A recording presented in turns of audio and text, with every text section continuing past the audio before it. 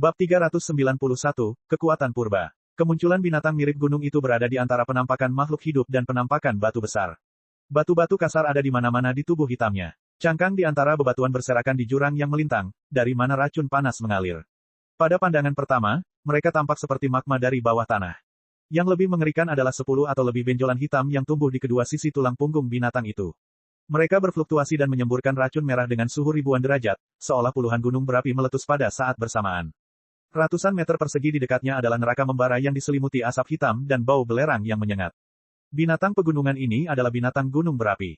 Tidak mungkin binatang iblis yang mengerikan itu dilahirkan secara alami.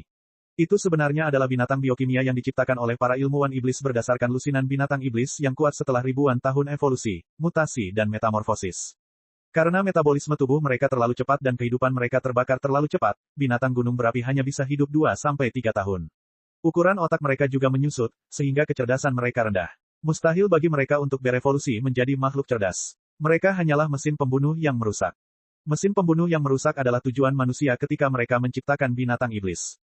Namun ironisnya adalah senjata biokimia yang hampir sempurna tidak pernah berhasil dibuat sampai ras iblis memulai kembali proyek tersebut. Hao! Binatang gunung berapi itu meraung dengan sangat mencengangkan. Lusinan benjolan berbisa di punggungnya menyemburkan magma beracun. Untuk sesaat, langit menghujani api. Api yang ganas berkobar di mana-mana di tanah sambil bergerak, menambah keaktifan di medan pertempuran yang sunyi dan sunyi.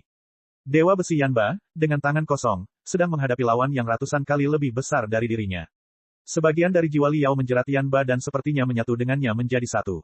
Dia tidak hanya bisa mencium udara panas dan bau, merasakan kulitnya terbakar, dan merasakan energi spiritual mengalir tak terbendung di dalam setiap saraf dan pembuluh darah, dia juga mengetahui kondisi mental, pikiran, dan kemauan bertarung abadi Yanba. Liao menyadari bahwa, ketika berhadapan dengan binatang raksasa seperti itu, Yanba sebenarnya linglung.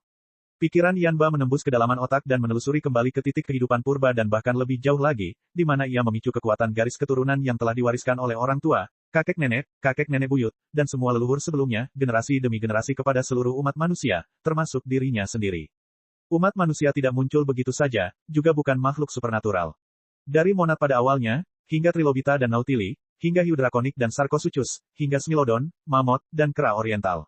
Dalam perjalanan evolusi, umat manusia telah berulang kali melanggar batasan, berjuang melawan lingkungan yang terus berubah, dan selamat dari kiamat ribuan bintang jatuh yang seharusnya memusnahkan semua makhluk hidup. Hanya dengan melakukan hal itulah spesies terhebat di lautan bintang dinobatkan. Hiu drakonik, Sarcosuchus, Hydra, Tyrannosaurus, raja-raja yang dulunya tak tertandingi dalam sejarah evolusi semuanya adalah nenek moyang umat manusia. Hanya karena manusia memulai jalur evolusi baru dengan mengembangkan otaknya, membakar energi spiritualnya, dan menciptakan segala jenis peralatan magis dan berhenti menggunakan kekerasan dalam pertarungan karena berkurangnya ukuran tubuh dan kekuatan fisik, bukan berarti garis keturunan mereka, yang mungkin berasal dari zaman prasejarah, telah hilang. Kekuatan dahsyat yang pernah membelah langit dan bumi melawan bencana alam tersembunyi di bagian terdalam setiap sel di dalam tubuh manusia. Itu telah diwariskan kepada setiap manusia dan tidak pernah hilang. Mereka yang disebut fundamentalis tubuh, akan memicu ingatan terdalam di dalam sel dan dengan demikian menempatkan diri mereka dalam keadaan atafistik. Kemudian, mereka bisa meledakkan kekuatan primitif yang pernah dimiliki hiu drakonik, Sarcosuchus, Hydras, dan Tyrannosaurus. Hao! Liao tidak tahu apakah itu dirinya sendiri atau Yanba, tapi pria itu meraung lebih liar dan keras daripada yang dilakukan binatang gunung berapi itu dengan tenggorokannya yang tampak halus. Dunia sedang runtuh sebelum Liao. Dia sepertinya telah melakukan perjalanan kembali ke masa lalu kejutaan, bukan, miliaran tahun yang lalu. Medan pertempuran yang sunyi sudah tidak ada lagi. Dia ditempatkan di benua kuno yang panas dan lembab. Di depan matanya terbentang seekor kera raksasa setinggi lebih dari 10 meter yang rambutnya mencuat. Kera itu mengaum ke bulan yang redup dan melambai ke langit dengan kejam. Setelah setiap pukulan, sekumpulan kecerahan emas akan tertiup ke langit, mengaduk udara dan menghancurkan awan. Angin dan guntur bergema tanpa henti. Seluruh dunia sedang bergolak. Tanah di sekitarnya membeku, dengan mayat dan reruntuhan di mana-mana. Inilah nenek moyang manusia yang menantang alam setelah selamat dari kiamat.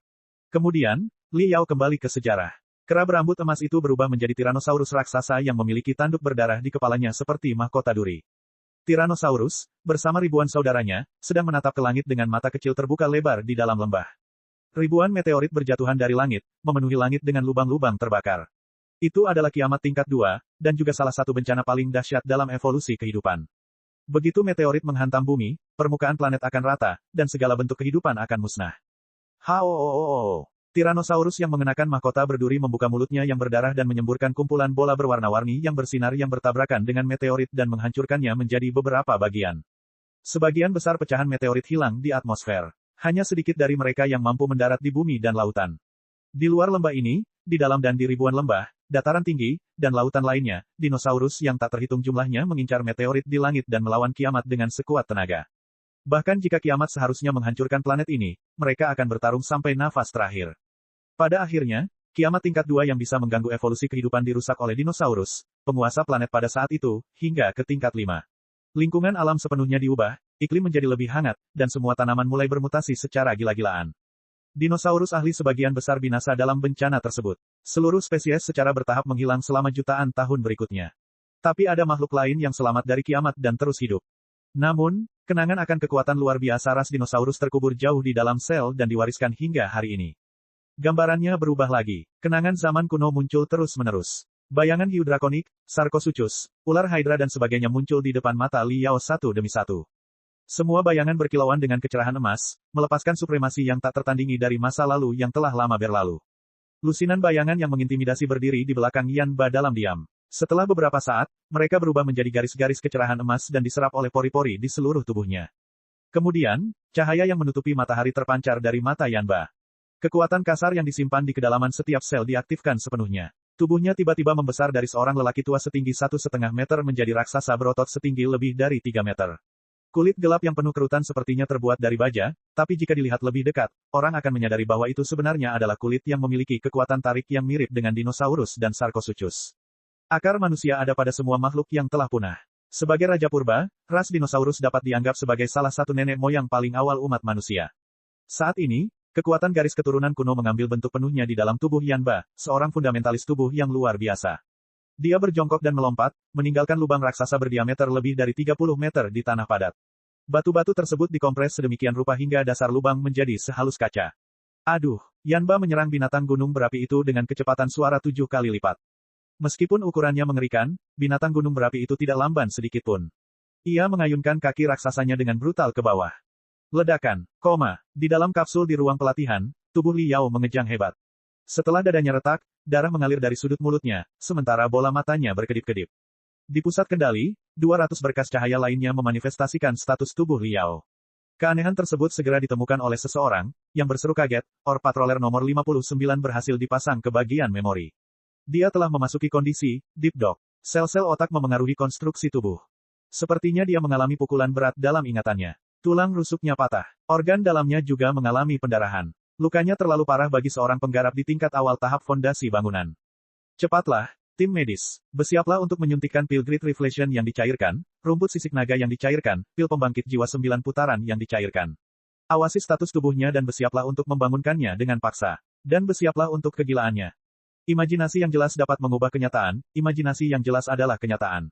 Ini adalah dunia di mana kekuatan mental dapat mengubah dan menentukan makhluk nyata. Penggarap ahli di zaman kuno, setelah menemukan buku rahasia seni bela diri, seringkali mencari tempat tinggal yang sempurna di surga alam, di mana mereka akan mengasingkan diri selama 20 tahun, tidak melakukan apapun selain duduk bersila di tanah dan bermeditasi setiap hari. Ketika mereka muncul lagi di depan umum, kemampuan mereka akan meningkat pesat melebihi ekspektasi semua orang. Tampaknya sangat tidak masuk akal. Jika orang biasa mempertahankan postur yang sama selama beberapa jam, tubuhnya akan lumpuh. Mereka hampir tidak bisa berdiri lagi, apalagi membangun kekuatan mereka. Mengapa penggarap bisa duduk selama 20 tahun dan diperbarui seluruhnya selama proses tersebut? Ini adalah contoh di mana kekuatan mental mengubah kenyataan. Saat bermeditasi, penggarap mungkin terlihat diam, namun aktivitas sel otak mereka 500%, 1000% dan bahkan lebih tinggi dari biasanya. Mereka membersihkan tubuh mereka dengan kekuatan mental dan menggembirakan setiap sel mereka ke dalam keadaan super aktif yang bahkan lebih intens daripada saat mereka melakukan olahraga berat. Olahraga berat membutuhkan istirahat, namun menstimulasi sel dengan kekuatan mental dapat dilakukan selama beberapa dekade tanpa jeda.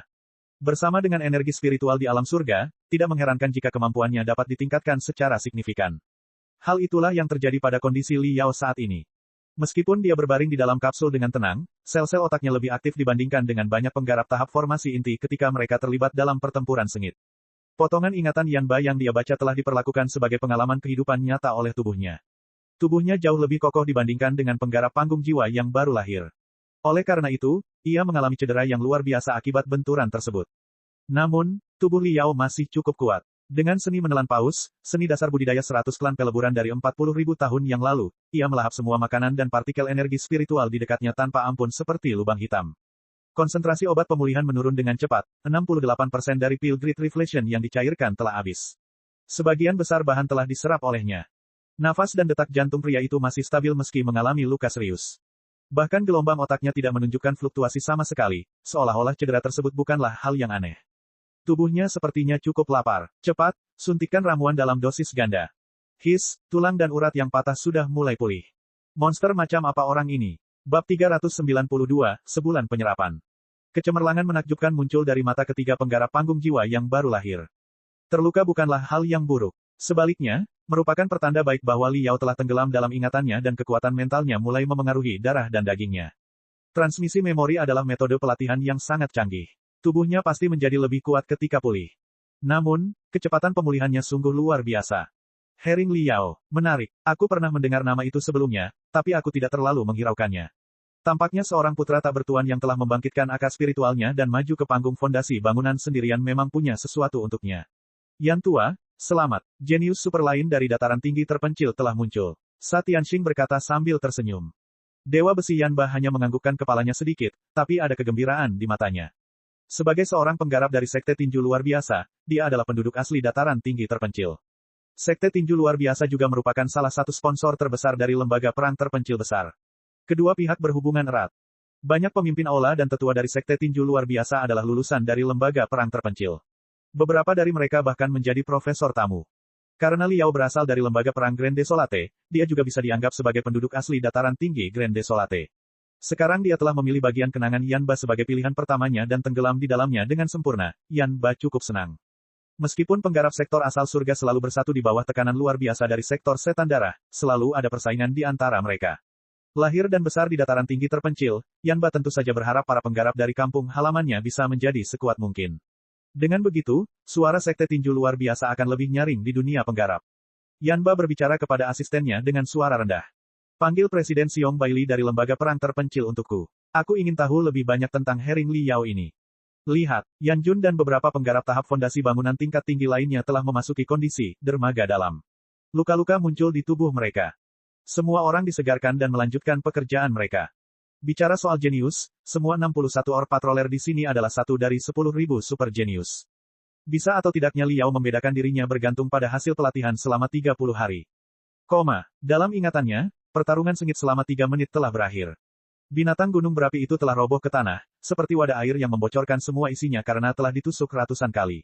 Racun merah mengalir kemana-mana di tanah. Karena tubuh binatang itu telah kehilangan peningkatan energi iblisnya, racunnya mulai mengikis tubuhnya sendiri. Tapi binatang gunung berapi itu telah kehilangan kekuatan untuk berteriak. Tidak lama kemudian, ia mengerang lemah. Dari celah di kepalanya, iblis berdarah perak dengan rambut merah dimuntahkan. Itu adalah penguasa binatang gunung berapi ini. Ada lubang seukuran mangkuk di perutnya, di mana terlihat organ dalamnya telah dicincang. Matanya terbuka lebar, tapi tidak ada cahaya sama sekali. Dewa besi Yanba berdiri di atas tanduk binatang gunung berapi itu. Luka berdarah ada di mana-mana di tubuhnya. Daging dan darahnya terkorosi oleh racun tersebut, menyebabkan rasa sakit yang luar biasa. Li Yao merasakan segalanya. Meskipun tubuhnya kuat dan sarafnya kokoh, hal itu sangat menyiksa hingga Li Yao hampir ingin bunuh diri. Namun dia tahu ini adalah momen paling kritis. Jika dia tidak tahan dan menarik diri dari kenangan itu, semua usahanya sebelumnya akan sia-sia. Dia dengan hati-hati mengingat perubahan setiap otot, vena, dan saraf Yanba.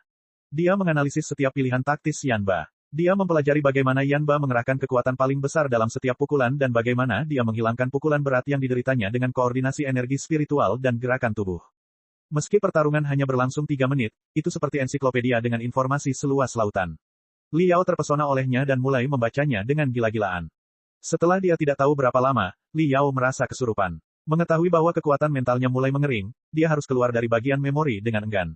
Kesadarannya kembali ke otaknya sendiri. Pohon ingatan Ouyezi masih tumbuh subur. Semua potongan kenangan berkilauan seperti daun emas. Sesuatu yang aneh terjadi. Banyak seberkas cahaya berkerumun ke arah pohon dari berbagai arah dan memadat menjadi daun baru di salah satu dahannya. Itu adalah bagian kenangan Dewa Besi Yanba versus binatang gunung berapi. Li Yao segera memikirkan sesuatu. Menurut staf dari Occult Orb Fellowship, hanya dengan fasilitas pelatihan dari Star Ocean Imperium dengan mengorbankan material surgawi dan harta karun bumi yang tak terhitung jumlahnya, para patroli orb dapat membaca potongan kenangan dari penggarap panggung jiwa yang baru lahir secara mendalam dalam keadaan 100% nyata, dunia simulasi. Jika tidak, kenangan hanya akan menjadi kenangan. Seorang penggarap biasa tidak akan bisa memasukkan kembali ingatannya bertahun-tahun yang lalu tanpa bantuan peralatan magis. Bagi kebanyakan orang, mereka akan melupakan sebagian besar detail kejadian kemarin setelah tidur malam. Namun ternyata berbeda bagi Liao. Sebelum jiwa Ouyezi binasa, kekuatan jiwanya yang besar telah menanam pohon ingatan ini di kedalaman otak Liao. Itu adalah rahasia terbesarnya sekaligus harta terbesarnya. Mungkinkah pohon memori dapat menyerap potongan memori baru meskipun itu bukan milik Ouyezi?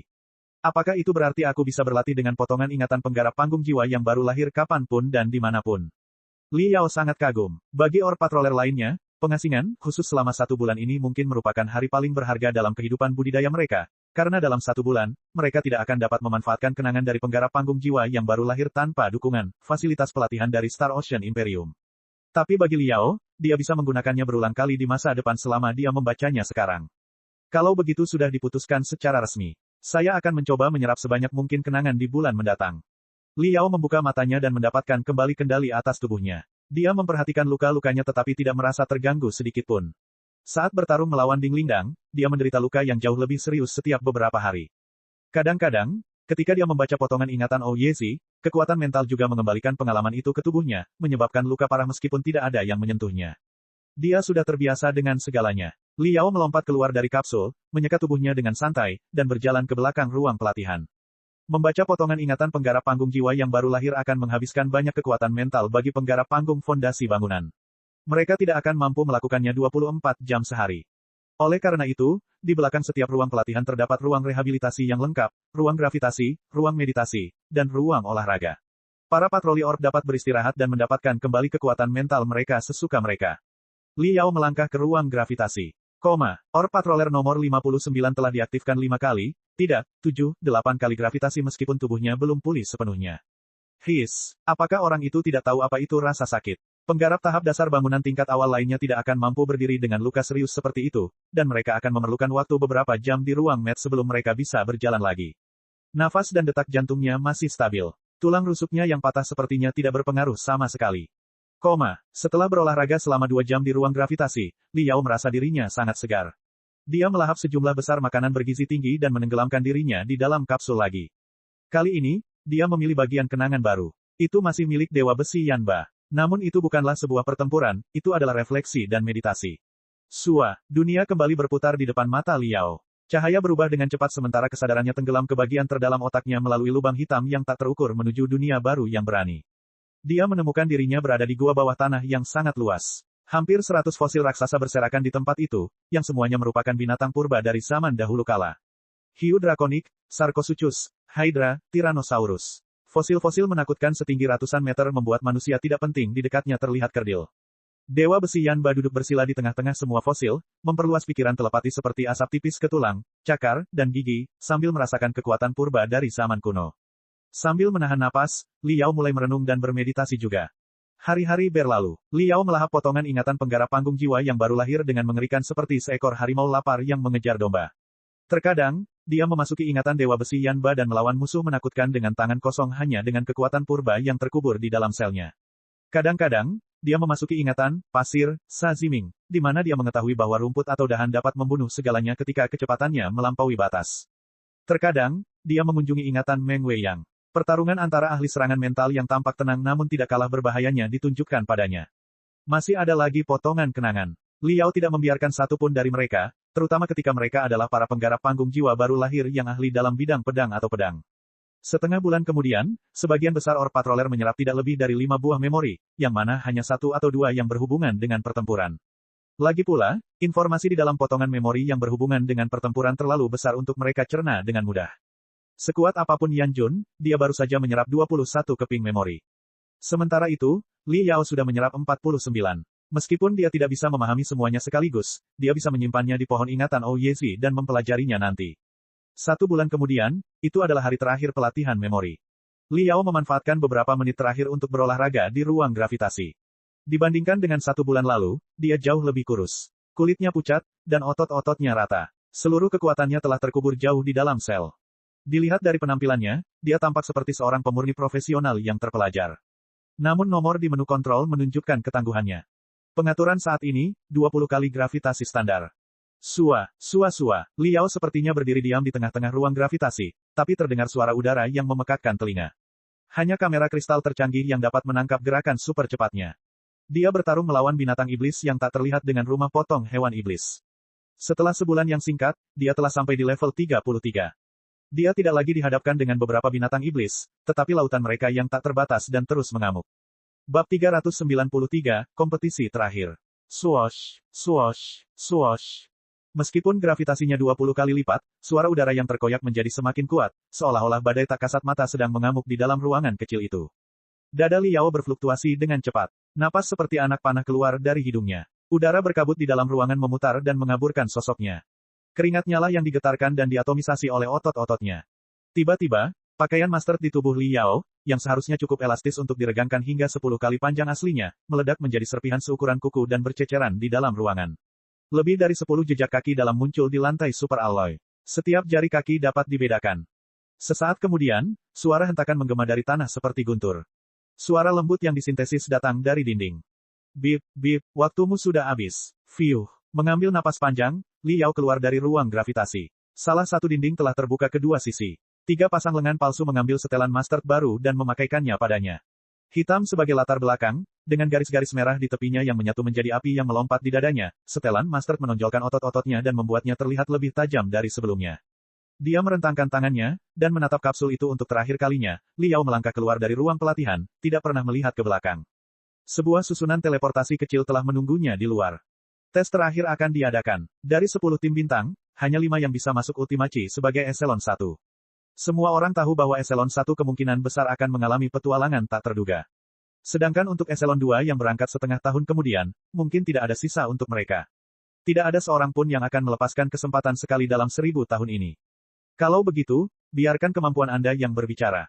Liao tersenyum percaya diri dan melangkah ke dalam susunan teleportasi kecil. Dalam sekejap mata, dia muncul di sebuah fragmen dunia. Ini adalah dunia bebatuan. Awan berwarna timah beterbangan di langit, seolah-olah semuanya saling menempel. Lingkungan memberikan perasaan suram dan lembab.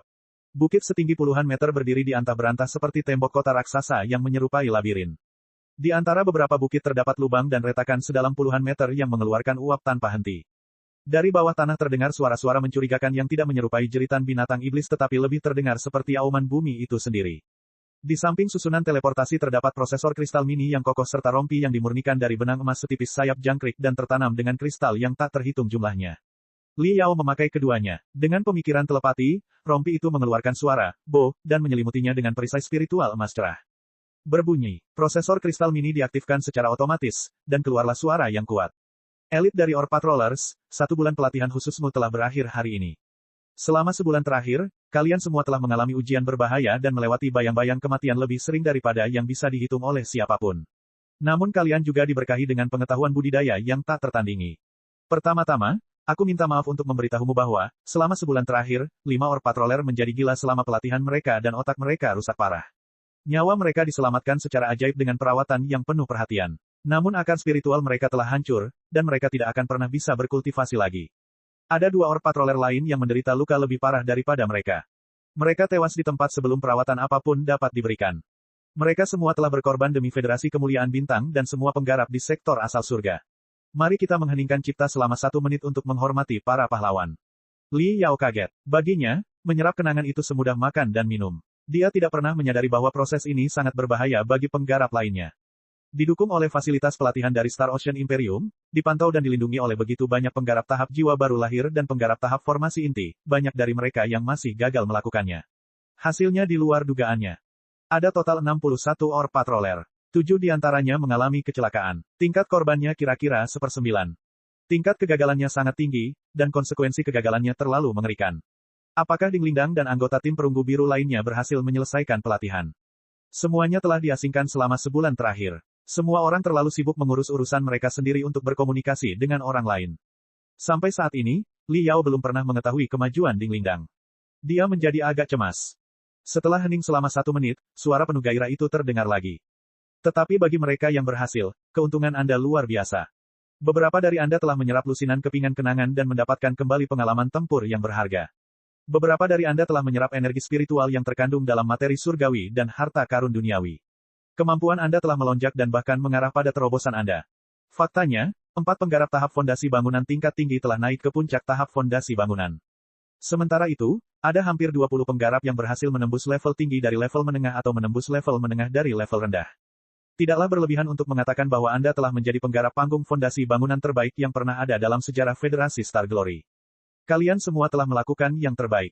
Jadi, akan diputuskan sendiri siapa yang berhak mengikuti Ultimachi dan siapa yang tidak mengikuti ujian akhir ini. Peraturannya sederhana. Semua 54 Orb Patroller telah ditempatkan secara acak di fragmen dunia bernama Domain 1000 Pegunungan ini. Prosesor kristal mini yang Anda bawa memiliki fungsi komunikasi dan positioning. Dapat membantu Anda menemukan rekan satu tim. Perisai spiritual yang menutupimu akan rusak setiap kali kamu menghadapi serangan fatal dan menyerap 90% kerusakan untukmu. Setiap kali hancur, Anda akan diberikan 10 detik untuk istirahat dan penyesuaian, selama waktu itu Anda tidak dapat menyerang atau diserang. Anda dapat mencoba melarikan diri selama 10 detik atau beralih ke taktik lain. Setelah perisai spiritualmu dipatahkan 10 kali, kamu akan terpaksa meninggalkan pecahan itu. Tugasmu adalah menghancurkan perisai spiritual Orb Patroller lain yang bukan rekan satu timmu sebanyak mungkin.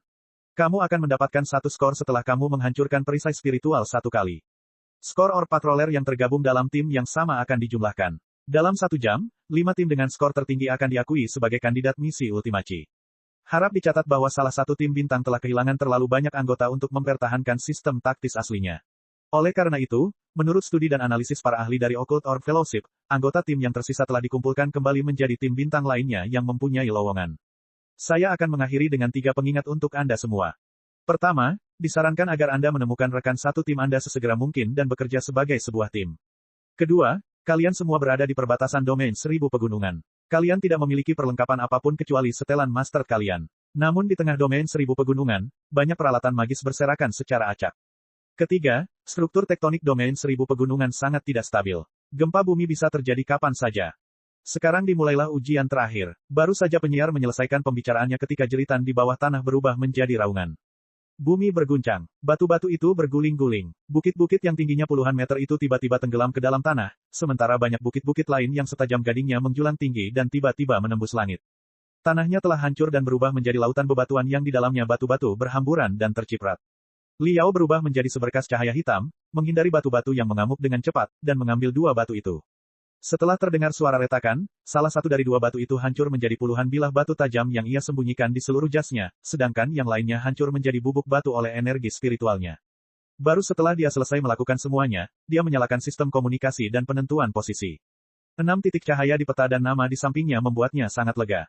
Semua anggota tim perunggu biru selamat dan sehat. Tawa ceria, Dami, Baweiki langsung menggema di saluran komunikasi. Bagus sekali, kita semua ada di sini. Selama sebulan terakhir, saya telah disiksa di neraka tingkat terdalam. Syukurlah, semua orang berhasil. Saya telah menyerap 9 fragmen ingatan. Sebagian besar milik ilusi agung Meng Wei Yang. Saya mencoba semua metode pelatihan kekuatan mentalnya. Metode tersebut sungguh misterius dan luar biasa. Saat ini, aku hampir 2 kali lebih kuat dari 1 bulan yang lalu. Jangan terlalu gembira dulu. Ada 54 Orb Patroller, yang setara dengan 9 tim bintang. 4 di antaranya akan tersingkir. Ayo kita lewati tes ini dulu. Ya, saya selamat dari pelatihan seperti neraka dan menyerap 12 keping memori bukan untuk dijadikan pengganti. Yan Yang Tian menjerit. Kita harus berkumpul secepat mungkin. Sulit bagiku sekarang karena aku tidak punya senjata apapun. Petugas patroli orb lain sudah muncul di dekat sini. Shell, kata Leng Ziming, agak cemas. Baiklah, Kapten Hong Tong memerintahkan, mari kita memindai wilayah sekitar dan memperjelas di mana kita berada dan lingkungannya. Lalu, bergabunglah dengan peta semua orang dan segera berkumpul di Shell. Lindang, Vulture, Yanzi, kekuatan pribadimu relatif lebih baik. Cobalah untuk mengumpulkan beberapa peralatan sihir dari tengah peta. Jika kamu berhadapan dengan musuh yang tangguh, jangan terlalu lama ditahan oleh mereka. Prioritas utama kita adalah berkumpul bersama.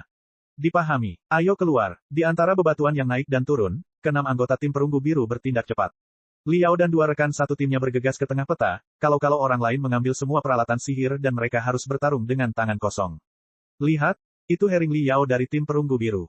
Dia baru saja berada di tingkat awal tahap fondasi pembangunan. Sebagai seorang pemurni, dia paling baik dalam bertarung dengan peralatan sihir dan pakaian kristal. Saat ini, dia tidak punya apa-apa lagi. Ini adalah momen terlemahnya. Kedua Orb Patroller telah saling berhadapan dengan sengit. Sekarang Liao muncul entah dari mana, mereka berdua langsung berpikir bahwa ini adalah kesempatan bagus untuk mengamankan satu skor dari pushover. Mereka saling melirik dan menghancurkan batu-batu di bawah kaki mereka hingga berkeping-keping, menyerang Liao secara bersamaan dengan satu di kiri dan satu lagi di kanan. Bab 394, Zona Tengah. Liao menyeringai mengerikan. Alih-alih melarikan diri dalam kesibukan seperti yang mereka duga, dia malah bergegas menuju mereka, menghancurkan batu hingga menjadi debu dengan setiap langkah yang diambilnya. Setelah setiap langkah, momentum dan dominasinya meningkat pesat.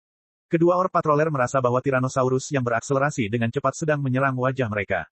Meski gempa terus berlanjut, hentakan batu oleh Liao dengan kakinya rupanya membuat mereka lebih terkejut.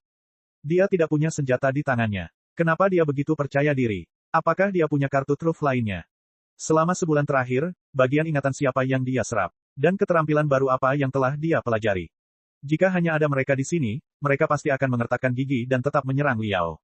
Tapi karena kedua orc patroller itu berasal dari tim yang berbeda, mereka sendiri bersaing. Tanpa sadar, mereka berharap pihak lain akan menguji kemampuan Liao terlebih dahulu. Akibatnya, mereka berdua memperlambat dan menghemat sebagian besar kemampuan komputasi mereka untuk menghitung ratusan rencana pertahanan melawan calon lawan. Kecepatan Liao terus meningkat. Batuan yang diinjaknya meledak berkeping-keping, meninggalkan jejak asap di belakangnya, seolah kereta kristal yang terbuat dari badai pasir sedang menyapu. Melihat mereka berdua berniat mundur, Liao mencibir, minggir jika kamu tidak ingin mati. Aduh, Liao menembus antara dua orc patroller dalam seberkas cahaya hitam. Ketika dia melewati mereka, dia menyemprotkan bubuk batu dan batu-batu yang berserakan ke seluruh wajah kedua orc patroller. Mereka tidak mengharapkan hal ini, dan tidak ada waktu untuk membedakan apa yang dia semprotkan. Oleh karena itu, mereka memilih rencana teraman secara bersamaan dengan melompat mundur. Naga asap melewati mereka dan, setelah beberapa belokan, terus bergerak menuju zona tengah domain 1000 pegunungan. Tawa jahat Liao terdengar dari depan asap. Terima kasih telah membuka jalan. Kedua orc patroller itu linglung sejenak. Kemudian mereka menyadari bahwa mereka telah ditipu oleh Liao, yang hanya menggertak dan berusaha melarikan diri tanpa ada niat untuk bertarung sama sekali. Brengsek, mereka tersipu malu dan marah, sebelum mereka melaju lagi dan mengikuti jejak Liao. Namun, jejak asap itu bergerak dengan kecepatan yang luar biasa cepat. Kedua orc patroller hanya berhasil mengejarnya dengan mengaktifkan sepenuhnya skill kecepatan mereka. Kemarahan karena ditipu membuat mereka kehilangan akal. Salah satu dari mereka menjatuhkan batu berbentuk kerucut dan menendangnya, yang melesat ke jalan setapak di depan Liao tempat dia bergegas. Terlepas dari apakah Liao memutuskan untuk melewatinya atau menghancurkannya, dia akan dihalangi sebentar. Senang, orc patroller menyerbu ke dalam asap seperti harimau lapar mencari domba. Namun, tidak ada apapun di depan matanya. Mangsa mereka telah lenyap begitu saja. Tiba-tiba, rasa dingin yang tajam menusuk punggungnya. Liao tampaknya tidak lagi bersikap besar kepala dan mendominasi seperti sekarang. Dia diselimuti suasana suram dan gelap, sementara dia berlari keluar dengan tenang seperti hiu di bawah laut. Bam! Perisai spiritual yang melindungi orc patroller segera hancur berkeping-keping. Kemudian, dengan cepat dibuat ulang dan diberi warna hijau muda. Dia masuk dalam periode perlindungan singkat, di mana dia tidak dapat menyerang atau diserang. Namun pikirannya sedang kacau. Kapan Liao berlari ke punggungku? Dia tampaknya menggunakan tangan kosong. Namun, dia meledakkan perisai spiritualku dalam satu pukulan dan membunuhku sekali. Bukankah dia seorang penyuling yang paling ahli dalam peralatan sihir peledak dan teknik pedang pertempuran? Kenapa?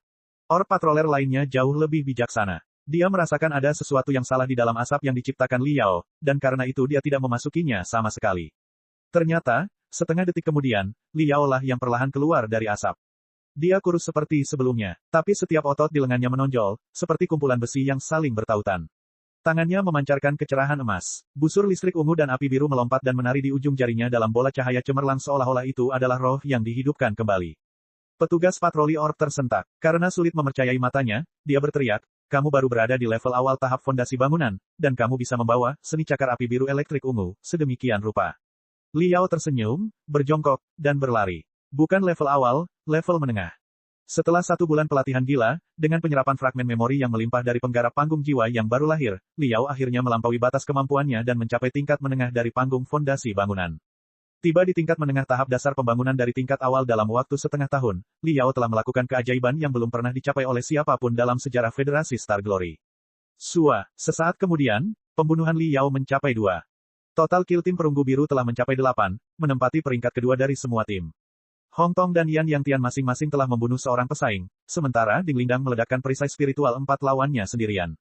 Karena dia adalah seorang praktisi tubuh, pertarungan tanpa senjata sangat menguntungkannya. Itu adalah cara terbaik untuk membunuh orang sebanyak yang dia bisa saat ini. Setelah kebanyakan orang menemukan beberapa peralatan sihir yang berguna, akan jauh lebih sulit baginya untuk melakukannya. Satu-satunya pengecualian adalah Shell Leng Ziming. Sebagai ahli senjata, dia tidak pandai dalam pertarungan jarak dekat. Oleh karena itu, tugas utamanya adalah melarikan diri. Tapi dia terbunuh 1 kali saat melarikan diri. Liao, kamu sudah mencapai tingkat menengah tahap fondasi bangunan. Apakah itu berarti kamu setara denganku saat ini? Kamu pasti bercanda. Suara keras Ding Lingdang terdengar melalui saluran komunikasi, bercampur dengan teriakan Orc Patroller lainnya. Sementara dia melanjutkan pembantaiannya, Ding Lingdang berteriak tak percaya, kamu hanya membutuhkan waktu setengah tahun untuk mencapai tingkat menengah tahap fondasi bangunan dari tingkat awal. Kamu 3 kali lebih cepat daripada saya. Orang lain mengatakan bahwa aku monster. Menurutku, kamu adalah monster yang sebenarnya. Tapi untungnya, aku juga tidak menyia-nyiakan waktuku selama sebulan terakhir. Aku telah menyerap 19 bagian memori dari penggarap panggung jiwa yang baru lahir, dan sebagian besar berhubungan dengan pertempuran.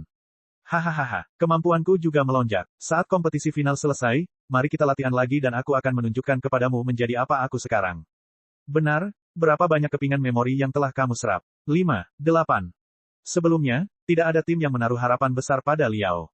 Bagaimanapun, dia telah berada di tingkat awal tahap fondasi bangunan. Ini akan menjadi sesi latihan yang bermanfaat jika dia bisa menyerap 2 atau 3 bagian memori dengan lancar. Namun, sekarang setelah mereka mengetahui bahwa dia telah mengalami terobosan, tentu saja ekspektasi mereka terhadapnya semakin tinggi. Liao bergegas ke zona tengah domain 1000 pegunungan dengan sangat cepat hingga kakinya hampir tidak menyentuh tanah. Melihat ke depan, dia menemukan bola emas terang yang tak terhitung jumlahnya mengambang di udara, diselimuti rune segi 8 yang berkilauan. Ada peralatan ajaib di setiap bola. Aduh, Liao menendang batu raksasa ke langit, memukul salah satu bola dengan tepat. Pedang merah tua yang ujungnya penuh gading jatuh dari langit, yang diambilnya dengan mudah. Liao merasa sangat lega sekarang karena dia memiliki pedang di tangannya. Meskipun dia telah menyerap sebagian besar ingatan Dewa Besi Yanba tentang pertarungan tangan kosong, pengetahuan dan pengalamannya tidak dapat diterjemahkan ke dalam keterampilannya sendiri dalam waktu sesingkat itu. Untuk sepenuhnya memahami wawasan tersebut dan menanamkannya ke dalam daging, darah, tulang, dan pembuluh darahnya sendiri, dia membutuhkan kekuatan dari pertarungan di kehidupan nyata yang tak terhitung jumlahnya. Pada saat ini, pedang perang masih menjadi senjata favorit Liao. Menjilati bibirnya, Liao bergegas menuju bola emas terang berikutnya, dan pada saat yang sama, dia membongkar pedang itu menjadi komponen terkecil dan memasangnya kembali dengan memutarnya dengan cepat di sekitar lengannya. Namun ada beberapa komponen yang tersisa di tangannya. Komponen tersebut digunakan untuk menstabilkan frekuensi getaran dan memastikan keluaran energi spiritual yang stabil dan berkelanjutan. Jika komponen ini dihilangkan, frekuensi getaran pedang akan menjadi sangat tidak stabil. Output energi spiritual maksimum akan meningkat sebesar 30%, sehingga kerusakan pedang dapat ditingkatkan lebih dari 15%. Akibatnya, umur panjang pedang tersebut akan sangat berkurang. Kemungkinan besar akan menjadi kekalahan total setelah satu pertempuran. Bahkan selama pertempuran, kemungkinannya tidak berfungsi atau bahkan meledak tidaklah rendah. Saat dia memodifikasi pedangnya, Liao berbicara singkat di saluran komunikasi. 68. Saluran komunikasi menjadi sunyi untuk waktu yang lama. Setelah beberapa saat, Ding Lingdang bertanya dengan bingung, 68 apa? Liao mengerutkan alisnya. Dia menebas langit. Aura pedang merah terpicu dari tepinya, mengalir menuju bola emas terang kedua, yang merobeknya menjadi 2 dengan riak merah darah. Pedang rantai bermata 2 jatuh dari langit. Apakah kamu tidak bertanya padaku berapa banyak keping ingatan yang telah aku serap? 68. Aku menyerap 68 keping ingatan. Tidak ada yang lain selain keheningan di saluran komunikasi. Satu-satunya hal yang bisa didengar adalah napas berat semua orang. Tidak sampai 10 detik kemudian Ding Lingdang berteriak, sial. Perhatianku teralihkan dan terbunuh sekali.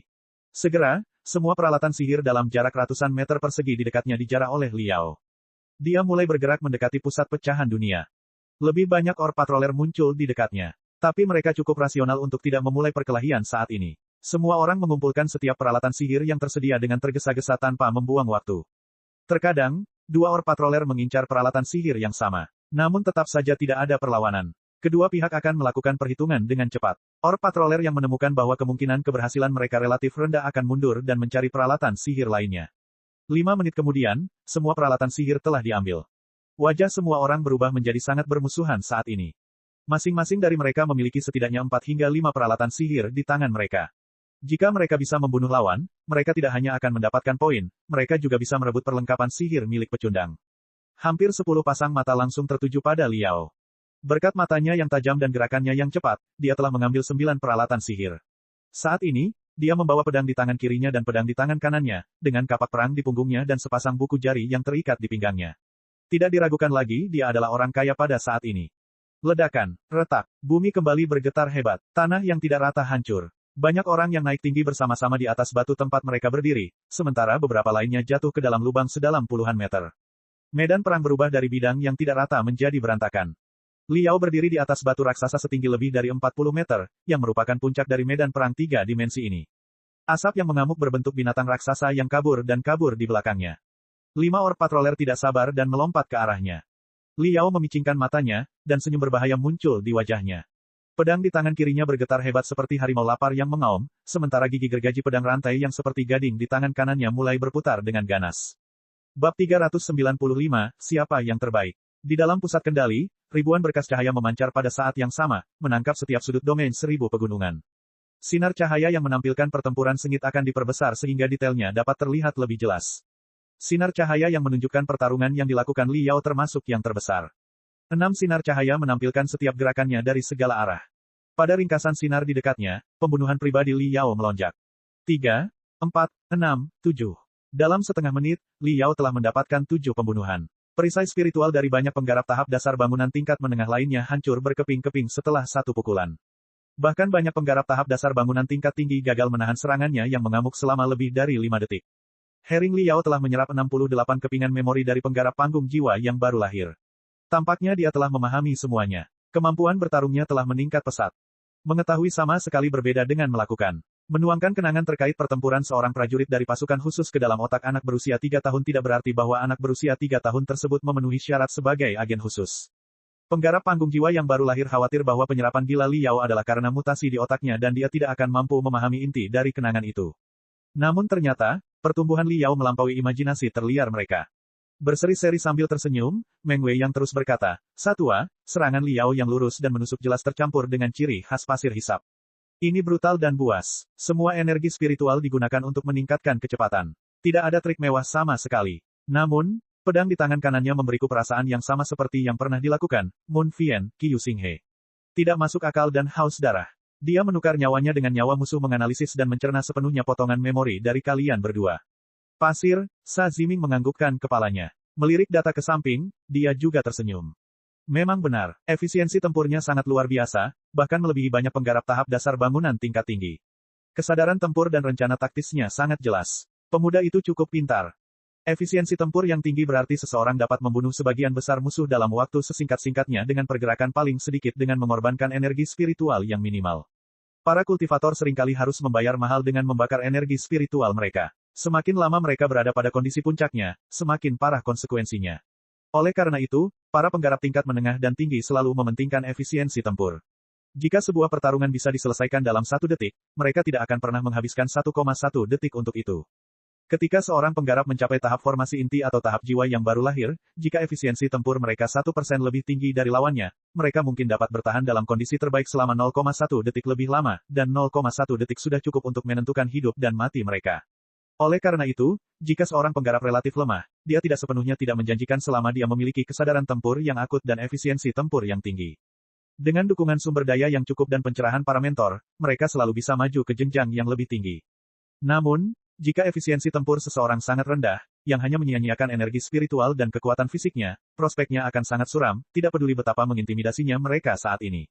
Sangat kecil kemungkinannya mereka akan menjadi ahli super sejati. Penggarap panggung jiwa yang baru lahir tidak akan menyia-nyiakan waktu dan tenaga mereka untuk orang-orang seperti itu. Saat ini, Liao baru berada di tingkat menengah tahap fondasi bangunan, namun kesadaran tempurnya adalah yang paling menonjol di antara 54 orc patroller. Efisiensi tempurnya hanya sedikit lebih rendah dibandingkan Yan Jun yang dikenal sebagai salah satu orc patroller terkuat di puncak building foundation stage. Sementara 2 penggarap tahap jiwa baru lahir sedang berbicara, pembunuhan Liao mencapai 19. Tapi semakin banyak orc patroller yang menyerangnya. Itu bukan karena semua orang membencinya atau mengincarnya, tapi karena orc patroller yang dibunuh olehnya seringkali menjatuhkan banyak perlengkapan sihir. Para patroli orc datang mengejar peralatan ajaib seperti hiu yang mencium bau darah. Ketika mereka menyadari bahwa Liao sedang bermandikan api knalpot yang cemerlang dari berbagai jenis peralatan sihir, mereka secara alami menganggapnya sebagai mangsa yang gemuk dan lesat. Baru setelah Liao memotong perisai spiritual mereka hingga berkeping-keping, mereka menyadari bahwa mangsanya tidak gemuk, tetapi fatal. 21, 23, 27. Pembunuhan Liao terus meningkat, sedangkan efisiensi tempurnya tetap stabil seperti biasanya. Namun, jumlah dia terbunuh juga terus bertambah. Dalam waktu kurang dari 10 detik, dia terbunuh 6 kali. Ketika orc patroller lainnya terbunuh dan memasuki kondisi perlindungan, kebanyakan dari mereka akan melarikan diri dari tempat kekacauan. Tapi Liao hanya berkeliaran di tepi medan perang. Saat kondisi perlindungannya berakhir, dia akan bergabung kembali dalam pertempuran dengan suara gemuruh. Sambil mengerutkan kening, Sa Ziming memperhatikannya sebentar dan menggelengkan kepalanya tidak setuju. Serangan Li Yao benar-benar luar biasa. Sebagai perbandingan, pertahanannya tidak terlalu memuaskan. Ada beberapa serangan mematikan yang bisa dia hindari, tapi serangan itu tepat mengenainya. Selain itu, alih-alih melarikan diri dari medan perang secepat mungkin saat dia dalam kondisi perlindungan, dia kembali berperang lagi, yang menurutku agak sembrono. Itu juga tidak sesuai dengan gaya bertarungnya menurut arsipnya.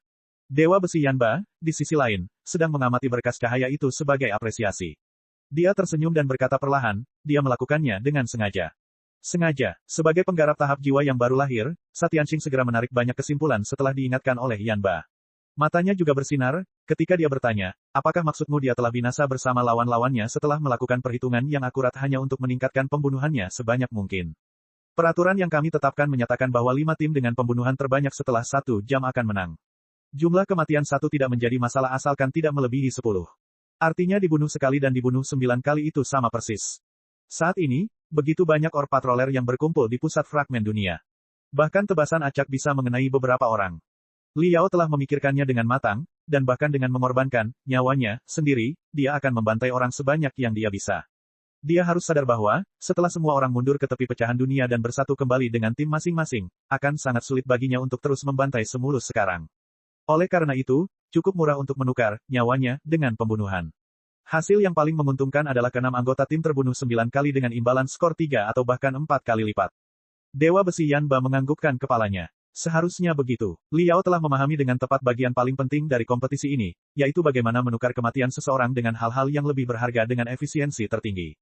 Luar biasa. Dia memang luar biasa. Jika Yan Jun adalah harapan terbesar untuk misi ultimasi dalam rencana kami, Herring Li Yao ini adalah kejutan terbesar yang tidak kami antisipasi.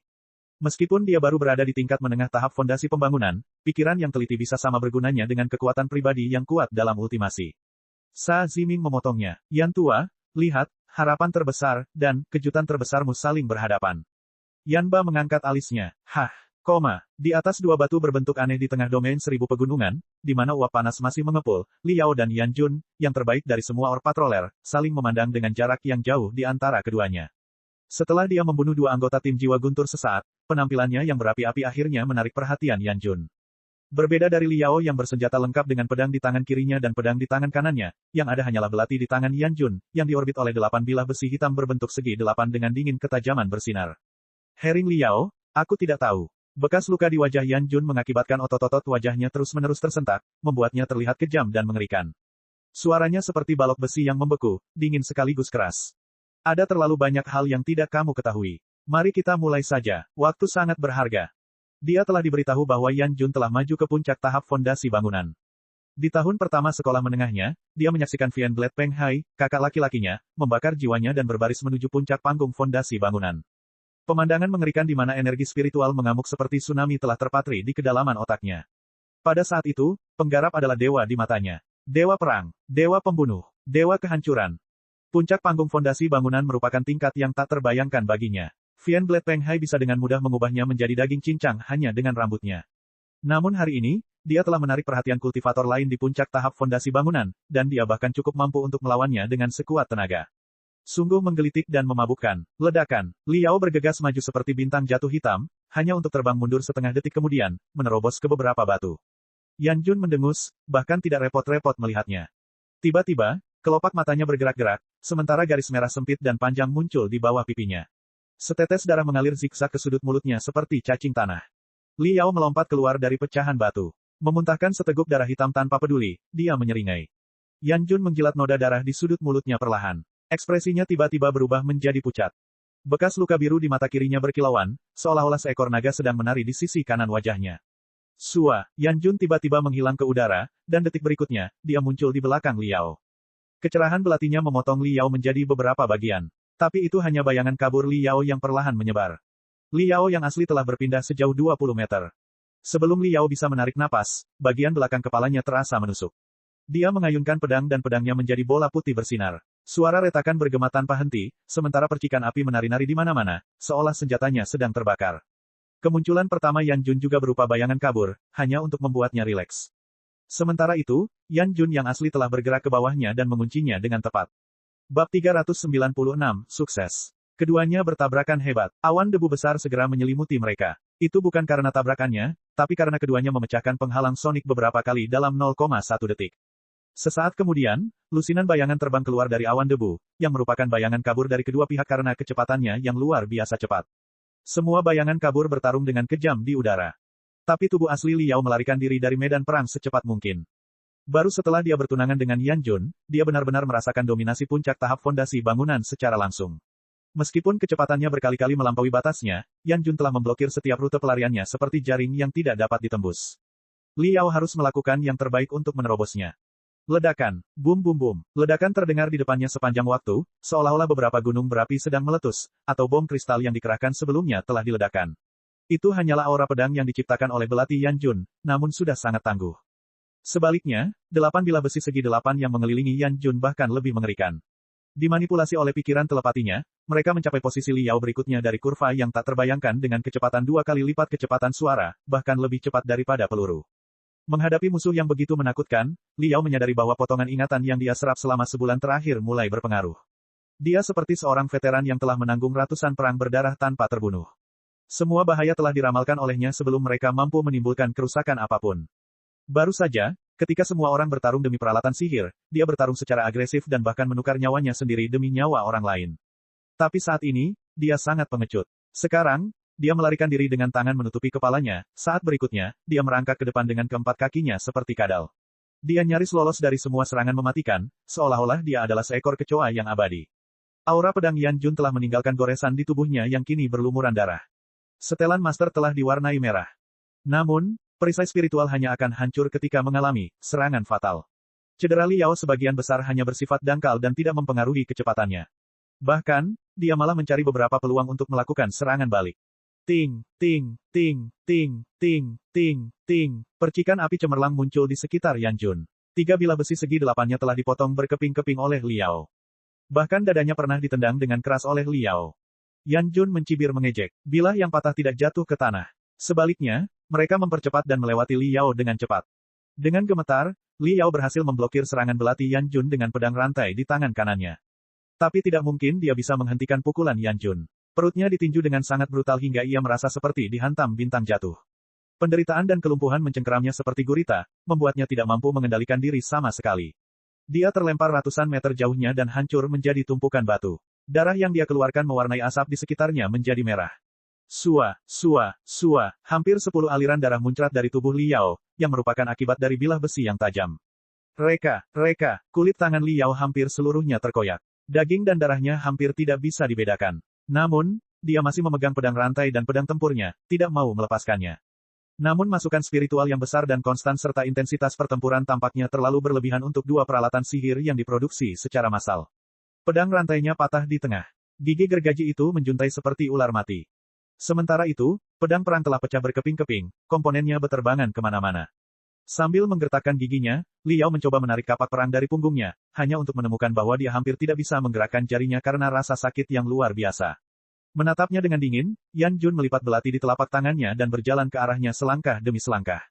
Liao tersenyum sedih. Tangan kirinya bergerak ke arah battle axe di punggungnya sedikit demi sedikit, sementara dia menghunuskan belati dari pinggangnya dengan canggung dengan pergelangan tangan yang terus gemetar. Jarak mereka hanya 50 meter. Jumlah bilah besi hitam yang berputar di sekitar Yan Jun telah meningkat menjadi hampir 20. Mereka luar biasa cepat dan diselimuti garis-garis kegelapan, seolah-olah mereka adalah satelit yang mengorbit sebuah planet. Yan Jun mengambil satu langkah ke depan, tapi kemudian pupil matanya mengerut dengan keras. Dia segera mundur seperti hantu dengan postur yang sama. Baru setelah dia berada lebih dari 100 meter dari Liao, dia menatap Liao dalam-dalam dan pergi, tidak pernah melihat ke belakang. Hah! Melihat Yan Jun menghilang di balik bebatuan megah, Liao merasa sangat lega, meski bukannya tanpa ketidakpuasan. Dia sangat dekat dengan kemenangan. Yan Jun memang seorang elit super yang dibesarkan di bola gaib. Nalurinya untuk menyadari bahaya yang datang sangat tajam. Sua, sua, sua, Ding Lingdang, Hong Tong, Yan Yangtian, Ba Weiki, dan Leng Ziming merangkak keluar dari celah di dekatnya. Liao melompat keluar dari bebatuan. Dia bernapas dengan telapak tangannya, menggosok tangannya, dan mulai memperbaiki pedang rantai dan pedang perang yang rusak parah. Penampilannya yang terluka dan menyedihkan telah hilang seluruhnya. Darah yang muncrat juga terhenti saat dia menggeliat ototnya. Kondisi tubuh yang mengerikan di mana dia hampir tidak bisa memegang belatinya rata-rata ternyata hanya akting. Tempat ini adalah titik pertemuan tim perunggu biru sekaligus lokasi di mana mereka berencana menyergap Yan Jun. Jika Yan Jun mengambil beberapa langkah ke depan, dalam jarak 47 meter dari Liao, anggota tim lainnya kecuali Leng Ximing akan segera melancarkan serangan. Meskipun dia berada di puncak tahap fondasi bangunan, tidak mungkin dia bisa melarikan diri. Sayang sekali dia entah bagaimana bisa mengetahuinya dan pergi begitu saja. Ding Lindang, ini buku-buku jarimu, Shell, kedua senjata ini untukmu. Maaf karena tidak ada senapan sniper, totalnya hanya ada satu. Persaingannya terlalu ketat, jadi aku tidak ikut serta. Tapi yang lain daripada kedua senapan serbu tersebut, saya mengambil senjata ketiga dan membongkarnya. Setelah dimodifikasi, kedua senjata tersebut seharusnya mampu mencapai 60% presisi dan kekuatan senapan sniper. Bodoh, ini penambah gelombang otakmu. Kekuatan mentalmu akan meningkat setidaknya 10% jika kamu menaruhnya di kepalamu. Kapten, kekuatan fisikmu luar biasa. Kapak perang ini sangat cocok untukmu. Belati ini untuk Yanxi. Sambil menjaga dua senjata yang rusak itu, Liao membagikan semua barang miliknya. Semua orang linglung melihat tangannya berguling ke atas dan ke bawah dengan cepat meski ada luka di sekujur tubuhnya. Sesaat kemudian, Dami, Ba Weiki bergumam, baru saja di saluran komunikasi, kamu mengatakan bahwa kamu menyerap 68 fragmen memori dari penggarap panggung jiwa yang baru lahir, tapi aku tidak terlalu mempercayainya. Yah, aku melakukannya sekarang. Kamu hanya berada di tingkat menengah dari tahap fondasi bangunan. Namun, kamu tidak hanya bertahan begitu lama di bawah pemboman Yan Jun, seorang penggarap di puncak tahap fondasi bangunan, kamu bahkan hampir memikatnya ke dalam jebakan kita.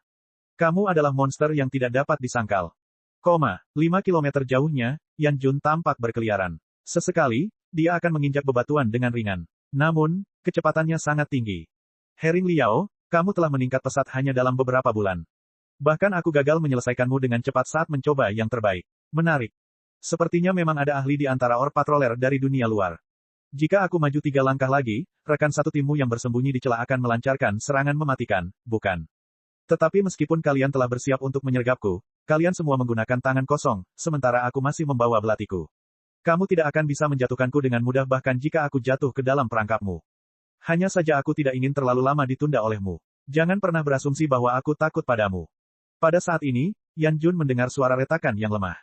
Tertegun, Yan Jun mengangkat belatinya dengan tidak percaya, sementara wajahnya tiba-tiba berubah menjadi sangat mengerikan. Pada belatinya, retakan yang bahkan lebih kecil dari rambut menyebar seperti jamur yang menyebar. Retakan, setelah diayunkan dengan lembut, belati itu meledak berkeping-keping. Satu-satunya yang tersisa di tangannya hanyalah gagangnya. Bekas luka pada fakta Yan Jun berputar seperti ular yang disetrum. Setetes keringat dingin mengucur dari keningnya, sambil bergumam, apa?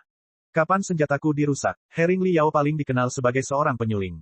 Mungkinkah pengetahuannya tentang senjata cukup mendalam sehingga dia bisa menghancurkan senjataku tanpa aku sadari, bahkan dengan mengorbankan senjatanya sendiri yang rusak? Jika demikian, selain bilah besi hitam yang mengelilinginya, dia juga akan menggunakan tangan kosong. Di bawah serangan 4 Orb Patroller, termasuk Ding Lindang yang paling ahli dalam pertarungan jarak dekat sebagai praktisi tubuh, kecil kemungkinan dia bisa melarikan diri. Yan Jun menyipitkan mata. Bekas luka di wajahnya bergetar lama sebelum akhirnya berhenti. Sambil menghela nafas panjang, dia memasang senyuman misterius. Syukurlah, Hering Liao ini ada di pihak kita. Jika ada sosok tangguh dalam ras iblis, perjalanan menuju ultimasi akan sangat berbahaya. Merasa lega, Yan Jun membuang belati yang hancur itu dengan santai. Dia menamparkan tangannya, dan merasakan gelombang spiritual di dekatnya. Dia berjalan menuju gelombang spiritual yang paling kuat dengan tangan di belakang punggungnya. Segera, tangisan dan jeritan bergema di balik bebatuan di sana. Setelah tim perunggu biru berkumpul dan memperoleh peralatan sihir yang melimpah, mereka tidak melakukan kesalahan apapun. Mereka adalah salah satu tim bintang yang paling cepat berkumpul kembali. Keenamnya menyapu tepi domain 1000 pegunungan berlawanan arah jarum jam. Tak satu pun dari Orb Patroller yang bisa menahan satu serangan dari mereka. Ketika semua tim bintang telah berkumpul kembali, pembunuhan mereka sudah berada di peringkat tinggi. Kemudian, mereka bertengkar beberapa kali dengan beberapa tim bintang lainnya, dengan lebih banyak kemenangan daripada kegagalan. Ketika kompetisi final yang berdurasi 1 jam usai, total kill tim Blue Bronze secara mengejutkan menduduki peringkat kedua di antara 9 tim, hanya di bawah tim Thunder Soul yang dipimpin oleh Yan Jun. Sementara itu, Li Yao dan Ding Lindang, dengan masing-masing 71 pembunuhan dan 67 pembunuhan, berada di peringkat keempat dan keenam di antara semua Orb Patroller, yang menjadikan mereka dua kuda hitam paling khas setelah pelatihan khusus selama 1 bulan. Oleh karena itu, tim perunggu biru berhasil membedakan dirinya dari 10 tim bintang teratas dan memenangkan kualifikasi menjadi salah satu dari 5 tim yang berangkat menuju ultimaci di Eselon 1. Bab 397, Garis Pertahanan Terakhir. Saat itu tengah malam, dan langit gurun sangat cerah. Bintang-bintang raksasa menjuntai dari langit biru kehitaman seperti berlian berkilauan yang tak terhitung jumlahnya, memberikan perasaan bahwa seseorang dapat mencabutnya dari langit jika mereka berjinjit. Li Yao dan Ding Lindang berjalan ke kedalaman gurun sambil bergandengan tangan. Telapak tangan mereka agak basah, menandakan kegelisahan di pikiran mereka. Itu karena mereka mengunjungi Dewa Besi Yanba, seorang penggarap panggung jiwa yang baru lahir serta salah satu orang terkuat di sektor asal surga. Pagi sebelumnya, setelah mereka berhasil memenangkan pertandingan final, mereka menjalani pemeriksaan fisik dan pengobatan secara menyeluruh untuk lebih memantapkan hasil latihan mereka. Kemudian, mereka menyegarkan diri di kapsul tidur nyenyak dan mengonsumsi banyak obat bernutrisi tinggi. Setelah itu, tibalah waktunya untuk memilih benih spiritual dari penggarap tahap jiwa yang baru lahir, manfaat paling memikat dari perjalanan menuju ultimasi. Terancam oleh sektor setan darah, para penggarap sektor asal surga menjadi lebih bersatu dari sebelumnya. Hampir setiap penggarap tahap jiwa yang baru lahir telah menyediakan benih spiritual. Banyak penggarap tipe pertempuran bahkan memadatkan lebih dari satu, mencoba membawa penggarap panggung fondasi bangunan ke kondisi terbaik, bahkan dengan risiko melukai diri mereka sendiri. Benih spiritual dari penggarap tahap jiwa yang baru lahir memiliki kemampuan dan kondisi pemicu yang berbeda. Tidak hanya bergantung pada level pengguna, ideologi pengguna juga harus sesuai dengan penyedia layanan. Setidaknya, pemahaman mereka tentang jalur budidaya tidak boleh bertentangan. Jika tidak, tingkat keberhasilan ledakan benih rohani akan sangat berkurang, dan kemungkinan terjadinya kekacauan akan meningkat. Oleh karena itu, seseorang harus berpikir dengan hati-hati mengenai benih rohani mana yang harus dipilih, karena pilihan mereka berkaitan dengan kehidupan mereka sendiri. Pemilihan benih spiritual akan dilanjutkan sesuai dengan peringkat pembunuhan di kompetisi final. Li Yao dan Ding Lingdang sama-sama masuk 10 besar. Pilihan mereka cukup banyak, namun, mereka mempelajarinya dalam waktu yang lama, hanya untuk diberitahu oleh seorang pekerja bahwa Dewa Besi Yanba, Raja Fundamentalis Tubuh, ingin bertemu dengan mereka. Tentu saja, mereka tidak berani ragu sekarang karena penggarap panggung jiwa yang baru lahir ingin melihat mereka. Dipandu oleh prosesor kristal mini, mereka kembali ke tanah dan mencapai gurun di luar lembah. Di bukit pasir di depan mereka, seorang pria sedang duduk sendirian di sana. Bintang-bintang cemerlang bersinar di sekelilingnya, membentuk lingkaran cahaya lembut di atasnya. Tidak ada sedikit pun energi spiritual yang keluar dari Dewa Besi Yanba. Dia telah menjadi satu dengan bintang-bintang di atas kepalanya dan pasir di bawah kakinya, seolah-olah dia adalah bagian dari alam yang indah. Saling bertukar pandang, Li Yao dan Ding Lingdang melangkah maju dengan kepala terangkat tinggi. Untuk perjalanan ke Ultimachi, saya menghabiskan banyak waktu dan upaya selama setahun terakhir untuk memadatkan dua benih spiritual. Dewa Besi Yanba tidak bertindak secara misterius. Mendengar napas mereka, dia berbalik perlahan dan tersenyum pada mereka seperti tetangga sebelah yang ramah. Li Yao, Ding Lingdang, apakah kamu tertarik dengan benih rohaniku? Meskipun mengetahui bahwa tujuan undangan Yanba mungkin adalah tentang benih spiritual, Li Yao masih agak terkejut mendengarnya dengan telinganya sendiri. Dia mengangkat alisnya dan ragu-ragu. Senior Yuan, masuk akal bagi Ding Lingdang untuk menerima benih spiritualmu karena dia adalah seorang praktisi tubuh. Tapi aku adalah seorang pemurni yang paling kuat menggunakan peralatan sihir. Bolehkah aku bertanya mengapa kamu berpaling padaku meskipun kamu adalah seorang fundamentalis tubuh? Petik 2. Dia telah mempertimbangkan benih spiritual Yanba sejak lama, tetapi dia tidak mengerti mengapa Yanba mau berbicara dengannya secara langsung. Yanba tersenyum, tampak agak kesepian. Fundamentalis tubuh adalah fosil hidup di antara para penggarap. Bukan hanya fundamentalis tubuh, bahkan jumlah total praktisi tubuh telah menurun dalam beberapa tahun terakhir. Kecuali Departemen Tempur dari Lembaga Perang Grand Desolate yang telah membesarkan para praktisi tubuh, mereka jarang terlihat di tempat lain. Dari 30 Or Patroller yang memenuhi syarat yang dipilih melalui semua masalah, hanya ada 2 praktisi tubuh. Sedangkan untuk fundamentalis tubuh murni yang tidak menggunakan peralatan sihir apapun, tidak ada satupun. Meskipun kalian berdua bukan murid dari Sekte Tinju Luar Biasa, Lembaga Perang Terpencil selalu menjadi teman dekat Sekte Tinju Luar Biasa, karena mereka berdua berasal dari dataran tinggi terpencil. Jika aku harus membuat pilihan, tentu saja, saya ingin mewariskan benih spiritual saya kepada penggarap dari dataran tinggi terpencil. Kita semua tahu Ding Lingdang. Dia adalah praktisi tubuh terbaik di antara 30 Or Patroller. Tapi kamu, Hering Li Yao, memiliki tubuh yang sama kokohnya meskipun kamu adalah seorang penyuling, yang bahkan lebih mengesankan daripada tubuh kebanyakan orang, praktisi tubuh biasa. Saya bertanya-tanya bagaimana Anda membangun tubuh Anda seperti ini. Memicu benih spiritualku adalah proses yang menyakitkan dan berbahaya. Hanya mereka yang memiliki tubuh kuat, seperti Ding Lingdang dan dirimu sendiri, yang memiliki kesempatan untuk mengatasi rasa sakit itu. Li Yao linglung sejenak. Dia tidak menyangka alasan Yanba memilihnya adalah karena ketahanannya terhadap rasa sakit. Wajahnya berubah menjadi sangat aneh. Berpikir sejenak, dia menjawab dengan jujur, Senior Yan, saya mempertimbangkan untuk mengambil benih spiritual Anda sebelumnya. Tetapi saya adalah seorang pemurni, dan peralatan magis selalu menjadi yang teratas dalam jalur budidaya saya. Saya telah menyerap cukup banyak bagian ingatan Anda dan mengagumi kekuatan primordial luar biasa yang Anda aktifkan. Tapi saya tidak bisa mengakui gagasan bahwa, tangan kosong lebih baik daripada bersenjata lengkap. Ini mungkin yang kita sebut perselisihan tentang jalur budidaya yang benar. Aku tidak tahu pantas atau tidaknya aku menerima benih spiritualmu karena perbedaan keyakinan kita. Hal yang sama terjadi pada Ding Lingdang. Meskipun dia adalah seorang praktisi tubuh, dia tidak menolak peralatan sihir. Jika dia memiliki kesempatan untuk bertarung dalam setelan kristal, dia tidak akan melakukannya dengan tangan kosong. Harap waspadai hal itu, Senior Yan. Benar, Ding Lingdang menyetujui, yang kemudian melanjutkan dengan sungguh-sungguh. Yan Senior, Anda adalah raja fundamentalis tubuh, dan Anda telah menjadi idola saya sejak saya masih kecil. Saya ragu-ragu lama ketika memutuskan benih spiritual mana yang akan saya ambil, karena saya ragu apakah saya dapat menerimanya. Prinsip tidak bergantung pada peralatan sihir. Jadi, aku tidak tahu apakah aku memenuhi syarat untuk menerima benih spiritualmu atau tidak. Dewa Besi Yanba tersenyum dan berkata, jadi, menurutmu peralatan sihir lebih baik daripada tangan kosong. Semua orang tahu itu. Apa? Liao dan Ding Lingdang sama-sama tercengang. Yanban memandang mereka seolah-olah mereka adalah dua orang idiot, sebelum dia membuka mulutnya lagi. Bahkan anak berusia 3 tahun pun tahu bahwa peralatan sihir lebih baik daripada tangan kosong. Peralihan antara kera ke manusia tidak dapat diselesaikan tanpa penggunaan peralatan, bukan? Tidak ada alasan mengapa kita harus meninggalkan peralatan yang telah berubah dari periuk sederhana hingga peralatan magis yang halus dan hanya menggunakan 2 tangan kosong. Tetapi, Liao dan Ding Lingdang gagal memahami apa yang sedang terjadi. Kata-kata Yanba akan lebih dari meyakinkan, jika itu berasal dari mulut orang lain. Tapi Yanba adalah seorang biksu praktisi tubuh yang membuang semua jenis perlengkapan dan senjata magis. Sebagai seorang fundamentalis tubuh, dia akan bertarung melawan gelombang besar monster hanya dengan tangan kosong. Apakah kamu penasaran mengapa aku mengatakan hal itu meskipun aku adalah seorang praktisi tubuh, dan mengapa aku tidak pernah menggunakan peralatan sihir apapun jika aku merasa itu lebih baik daripada tangan kosong? Faktanya adalah prinsip tubuh fundamentalis tidak seperti yang Anda bayangkan. Fundamentalis tubuh adalah profesi paling kuno di dunia budidaya modern. Bukan, salah satu. Selama zaman kegelapan besar 40.000 tahun yang lalu, ras iblis mendominasi lautan bintang dan mendirikan kerajaan binatang iblis yang hierarkis dan raksasa. Mereka membunuh para penggarap dan menindas manusia biasa dalam tirani, menghilangkan segala kemungkinan penggunaan peralatan magis. Selama 30.000 tahun kegelapan, kami tidak memiliki kepingan batu giok untuk menyimpan seni budidaya, tidak ada pedang terbang untuk melawan para penindas, dan tidak ada materi surgawi dan harta karun duniawi untuk membangun tubuh kami. Jika seseorang diketahui bersembunyi secara diam-diam peralatan sihir, keluarga dan teman-teman mereka semua akan dibunuh tanpa ampun oleh ras iblis. Tetapi meski menghadapi tekanan yang begitu besar, kami tidak pernah putus asa untuk berkultivasi. Tanpa serpihan batu giok, pedang terbang, dan material surgawi serta harta karun duniawi, satu-satunya hal yang dapat kami andalkan adalah ini. Yanban mengangkat ibu jarinya dan menunjuk dadanya yang agak kering, lalu melanjutkan berbicara dengan tenang.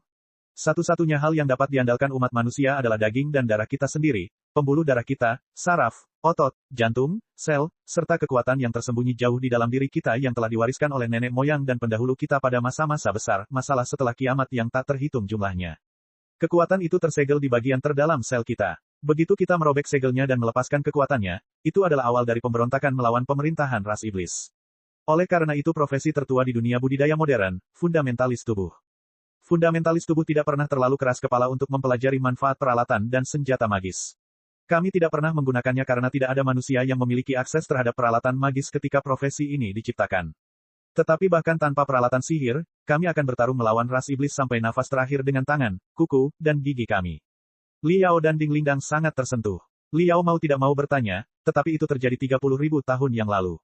Saat ini, umat manusia telah mendapatkan kembali kendali atas lautan bintang. Peralatan sihir kini lebih berguna dari sebelumnya, mengapa?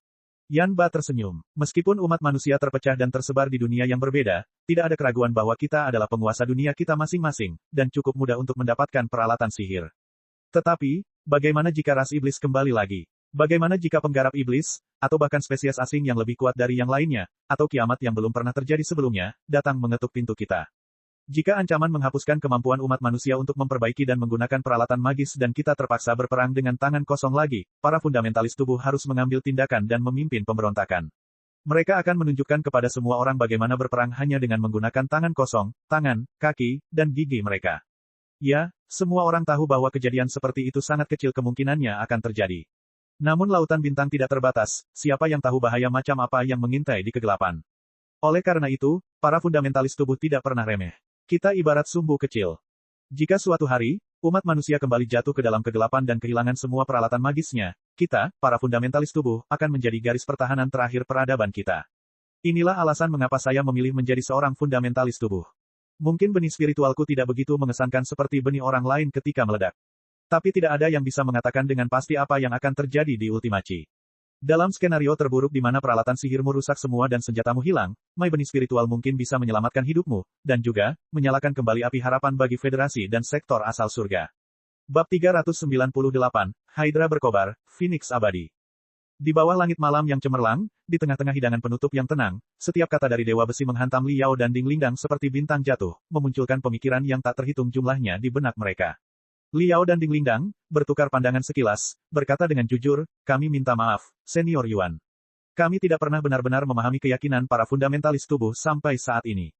Keyakinan. Yanba menghela nafas. Kemudian dia berkata perlahan, saya berusia 264 tahun sekarang.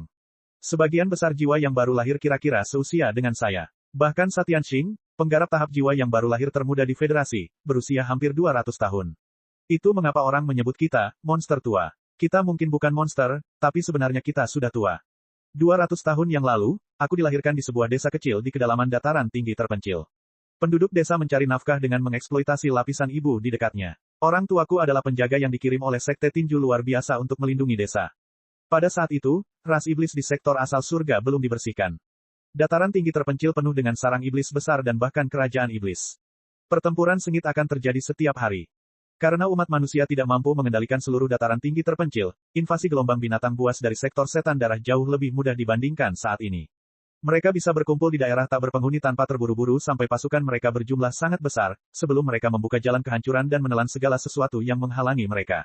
Sebelum saya berusia 10 tahun, saya telah mengalami puluhan wabah gelombang besar, lebih sering daripada yang pernah dialami oleh banyak penggarap saat ini sepanjang hidup mereka. Ketika saya berumur 11 tahun, saya menyaksikan gelombang besar melahap langit biru, bumi yang luas, dan juga kampung halaman saya. Orang tuaku tidak terlalu berbakat, tapi mereka berdua bersemangat dalam berlatih. Setelah mereka ditempatkan di desa, mereka berlatih keras setiap hari.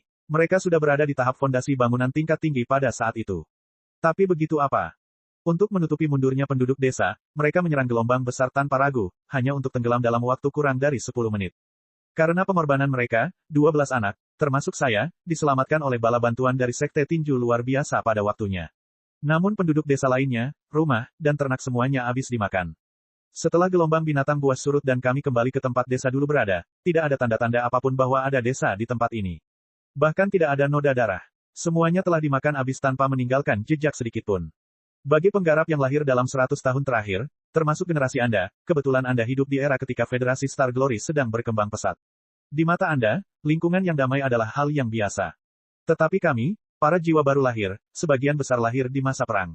Kami telah melihat lebih banyak tragedi daripada yang dapat dihitung. Ketika kami masih muda, tidak ada satupun dari kami yang yakin sebelum kami tidur di malam hari bahwa Federasi akan tetap ada di sana ketika kami membuka mata lagi keesokan paginya. Oleh karena itu, sudah jelas bagi kita bahwa jika kita tidak bersatu dan mencoba yang terbaik, Federasi Kemuliaan Bintang dan Peradaban Manusia di sektor asal surga kemungkinan besar akan musnah. Kita tahu bahwa setelah kita musnah, tidak akan ada monumen yang tersisa untuk mengenang kita, tapi kotoran dari binatang iblis. Keyakinan, konflik mengenai jalur kultivasi yang benar. Apakah pedang lebih baik daripada pedang, atau sebaliknya? Apakah energi spiritual adalah partikel atau gelombang? Di mata penggarap tahap jiwa baru lahir yang telah mengalami kegelapan sejati secara langsung, konflik ini bukanlah konflik sama sekali. Menurut saya, ada satu, dan hanya satu, konflik yang patut diperhatikan, konflik ruang hidup antara umat manusia dan spesies asing di Lautan Bintang. Dalam kasus kami, konfliknya adalah perang hidup dan mati antara sektor asal surga dan sektor setan darah. Untuk membangun Star Glory Federation menjadi negara yang lebih kuat, untuk menerangi alam semesta dengan obor kemanusiaan. Ini adalah keyakinan saya dan jalur kultivasi saya. Jika pedang bisa melindungi bangsa dan peradaban kita, saya akan menggunakan pedang. Jika tinju bisa melakukan segalanya, saya akan menggunakan tinju. Jika diperlukan senjata, saya tidak keberatan meledakkan kepala Raja Iblis dan Kaisar Iblis dengan peluru yang menderu-deru. Kebanyakan penggarap tahap jiwa yang baru lahir memiliki keyakinan yang sama dengan saya. Itu sebabnya kami bersedia membakar hidup dan jiwa kami untuk memadatkan benih spiritual yang berharga bagi penggarap tahap dasar bangunan seperti kalian berdua. Bagaimana? Apakah kamu masih merasa ada kontradiksi dalam keyakinan yang kamu dan aku anut? Li Yao dan Ding Lingdang terdiam lama. Tidak ada yang terdengar di gurun yang gelap kecuali nafas mereka yang berat. Saling memandang, mereka menjawab pada saat yang sama, Senior Yuan, kami bersedia menerima benih spiritual Anda. Pada pukul 5 pagi, di tingkat paling bawah dari pangkalan pelatihan bawah tanah, Li Yao sedang berbaring di tempat tidur logam, lengan dan kakinya terentang, diikat oleh kabel spiritual yang tak terhitung jumlahnya, dan 6 lengan buatan bergerak cepat di dekatnya. Dinding perak itu terbuka tanpa suara. Lengan buatan itu mengambil silinder kristal dingin di mana titik cahaya menyilaukan melompat dan meronta seperti landak transparan. Itu adalah benih spiritual dari penggarap tahap jiwa yang baru lahir. Sebuah lengan buatan meletakkan silinder kristal di dahi Liao, sementara yang lain mengeluarkan beberapa cincin logam dan mengikatnya menjadi satu. Pada akhirnya, peralatan sihir yang dapat melepaskan aliran udara bertekanan tinggi ditempatkan di belakang silinder. Liao, apakah kamu siap? Mungkin ada sedikit rasa sakit, sebuah suara lembut berkata. Mengambil napas panjang, Liao memberi isyarat, oke. Diakui, suntikan benih spiritual dilakukan dalam 5, 4, 3, 2, 1. Aktifkan. Setelah terdengar suara lemah, benih spiritual di dalam silinder kristal telah hilang. Liao berteriak putus asa. Pembuluh darah di sekujur tubuhnya menonjol keluar. Mata merahnya terbuka lebar. Kedua tangannya meninggalkan 10 goresan dalam di ranjang logam di bawahnya. Pada pukul 10 pagi, di ruang gravitasi pangkalan pelatihan bawah tanah. Gravitasi disesuaikan hingga 1/10 dari gravitasi standar. Angin sepoi-sepoi bertiup. Liao dan Ding Lindang hampir telanjang, kecuali kain sederhana yang menutupi bagian pribadi mereka. Tangan mereka terbuka, mereka melayang di udara. Laba-laba giok berwarna-warni yang tak terhitung jumlahnya merayapi tubuh mereka. Saat laba-laba merayap, mereka juga menusuk kulit Liao dan Ding Lindang, sehingga menghasilkan banyak bintik kecil. Bintik-bintik mini itu secara bertahap terhubung dan membentuk dua pola misterius. Duduk di depan mereka di udara adalah seorang wanita parubaya yang montok, cantik, yang kulitnya ditutupi tato cemerlang dengan hampir tidak ada ruang kosong. Jika dilihat dari dekat, bahkan pupil matanya dipenuhi dengan tato spiritual yang rumit, yang menari-nari di matanya seperti roh yang tak terhitung jumlahnya. Wanita parubaya itu menggambar segel dengan cepat menggunakan tangannya sambil merapal mantra dengan mulutnya. Rune bersinar segi 8 yang tak terhitung jumlahnya mengelilinginya. Tangannya sepertinya terikat pada ribuan benang spiritual, masing-masing terhubung pada satu laba-laba giok yang melukis di tubuh mereka seperti pena. Kelopak mata Liao dan Ding Lindang bergetar hebat. Menggigit bibir mereka dengan keras, mereka bahkan tidak mampu mendengus. Suntikan benih spiritual tadi cukup menyakitkan. Mereka tidak pernah menyangka bahwa rasa sakit akibat menato akan sama menyiksanya. Namun, mereka tidak sedikit pun merasa kecewa. Faktanya, mereka cukup bersemangat, karena, wanita parubaya, di depan mereka sebenarnya adalah, penanda ajaib, Xie Ling, yang secara luas dianggap sebagai ahli tato spiritual terbaik di Star Glory Federation, yang berusia lebih dari 250 tahun. Setelah menonton file dan video pertarungan semua Orb Patroller, Xie Ling memutuskan untuk menggambar tato spiritual pada 5 di antaranya, termasuk Liao dan Ding Lindang. Tato spiritual yang kuat yang diciptakan oleh ahli tato spiritual tidak dapat ditanggung oleh setiap penggarap. Terutama dalam kasus tato spiritual yang dihasilkan oleh penggarap panggung jiwa yang baru lahir seperti Xie Ling. Penggarap umum akan merasa mustahil untuk menahan pekerjaannya sama sekali. Itu juga merupakan salah satu alasan terpenting mengapa praktisi tubuh terus ada. Banyak tato spiritual yang luar biasa hanya berguna dan hanya dapat digunakan oleh praktisi tubuh. Kemampuan pertahanan Liao yang menakjubkan dan ketangguhan tubuh yang tak tertandingi telah membuatnya mendapatkan tato spiritual yang dibuat oleh Xie Ling sendiri. Adapun Orb Patroller lainnya yang tidak memenuhi syarat untuk mendapatkan tato spiritual, mereka diizinkan untuk mengambil 1 atau 2 harta berharga sesuai keinginan mereka dari Perbendaharaan Occult Orb Fellowship. Saat tangan Xie Ling bergerak semakin cepat, kecepatan gerakan laba-laba giok meningkat. 2 tato spiritual tertinggi yang tintanya dimurnikan dari ribuan materi surgawi dan harta karun duniawi secara bertahap mulai terbentuk. Tubuh Ding Lindang ditutupi oleh naga berkepala 9 yang terkondensasi dalam api dari dada hingga punggungnya. Saat dia bernapas, naga itu tampak berlari dan mengaum di awan. Di tubuh Liao, ada burung phoenix merah kuno yang melebarkan sayapnya, siap mengejar angin dan kilat. Ekornya yang sangat panjang menyebar ke keempat anggota tubuhnya seperti 9 rantai darah. Xie Ling berteriak. Semua laba-laba giok melompat dari tubuh mereka dan kembali ke cincin kosmos miliknya. Tato spiritual yang agung, setelah berkilauan sesaat, lenyap dan tenggelam ke dalam daging dan darah mereka. Pada pandangan pertama, kulit mereka sehalus dan bersih seperti sebelumnya. Tidak ada bekas tato sama sekali. Ini karena skill, Ing Burying. Tato spiritual biasanya akan tersembunyi di dalam daging dan darah, sehingga tidak akan mempengaruhi latihan harian mereka atau terlihat oleh musuh dengan mudah. Hanya selama pertempuran sengit, ketika energi spiritual meledak, barulah tato spiritual menampakkan diri. Kedua tato tersebut dibuat khusus oleh Xie Ling setelah mempelajari file dan video pertarungan mereka secara berulang-ulang sesuai dengan spesialisasi masing-masing. Tidak akan ada tato kedua seperti mereka di seluruh dunia. Tato spiritual Ding Lindang disebut Blazing Hydra. Ini akan dipicu berdasarkan kemarahannya. Semakin marah dia, semakin besar efisiensi energi spiritualnya yang berapi-api. Dalam kondisi paling marahnya, tato spiritual dapat meningkatkan kemampuan bertarungnya lebih dari 30%. Tato spiritual Liao diberi nama, Immortal Phoenix, yang dipicu oleh darahnya. Semakin banyak darah yang dia keluarkan, semakin baik pula tato rohaninya bekerja, dan semakin tinggi pula kemampuan bertarungnya. Dengan kata lain, dengan tato spiritual ini, dia akan menjadi yang terkuat saat dia terluka paling parah. Tentu saja, baik Blazing Hydra dan Immortal Phoenix bermuara pada rangsangan saraf pusat dan sel-sel otak untuk mengaktifkan potensi tersembunyi dalam tubuh. Itu sama saja dengan membakar nyawa mereka sendiri. Namun sebagai penggarap, bukankah tujuan mereka untuk menyalakan api dan menerangi seluruh alam semesta? Saat itu pukul 13.32. Ada 5 hari hingga peluncuran pertama artileri surga. Bab 399, Kampung Halaman. Keesokan paginya, di instalasi pengolahan limbah khusus dekat Danau Rusti di kota Tombak Terapung yang dikenal sebagai kuburan peralatan ajaib. Li Yao dibesarkan di tempat ini. Selama 3 tahun dia pergi, banyak pemulung yang masih mencari nafkah dengan mendaur ulang peralatan sihir yang ditinggalkan.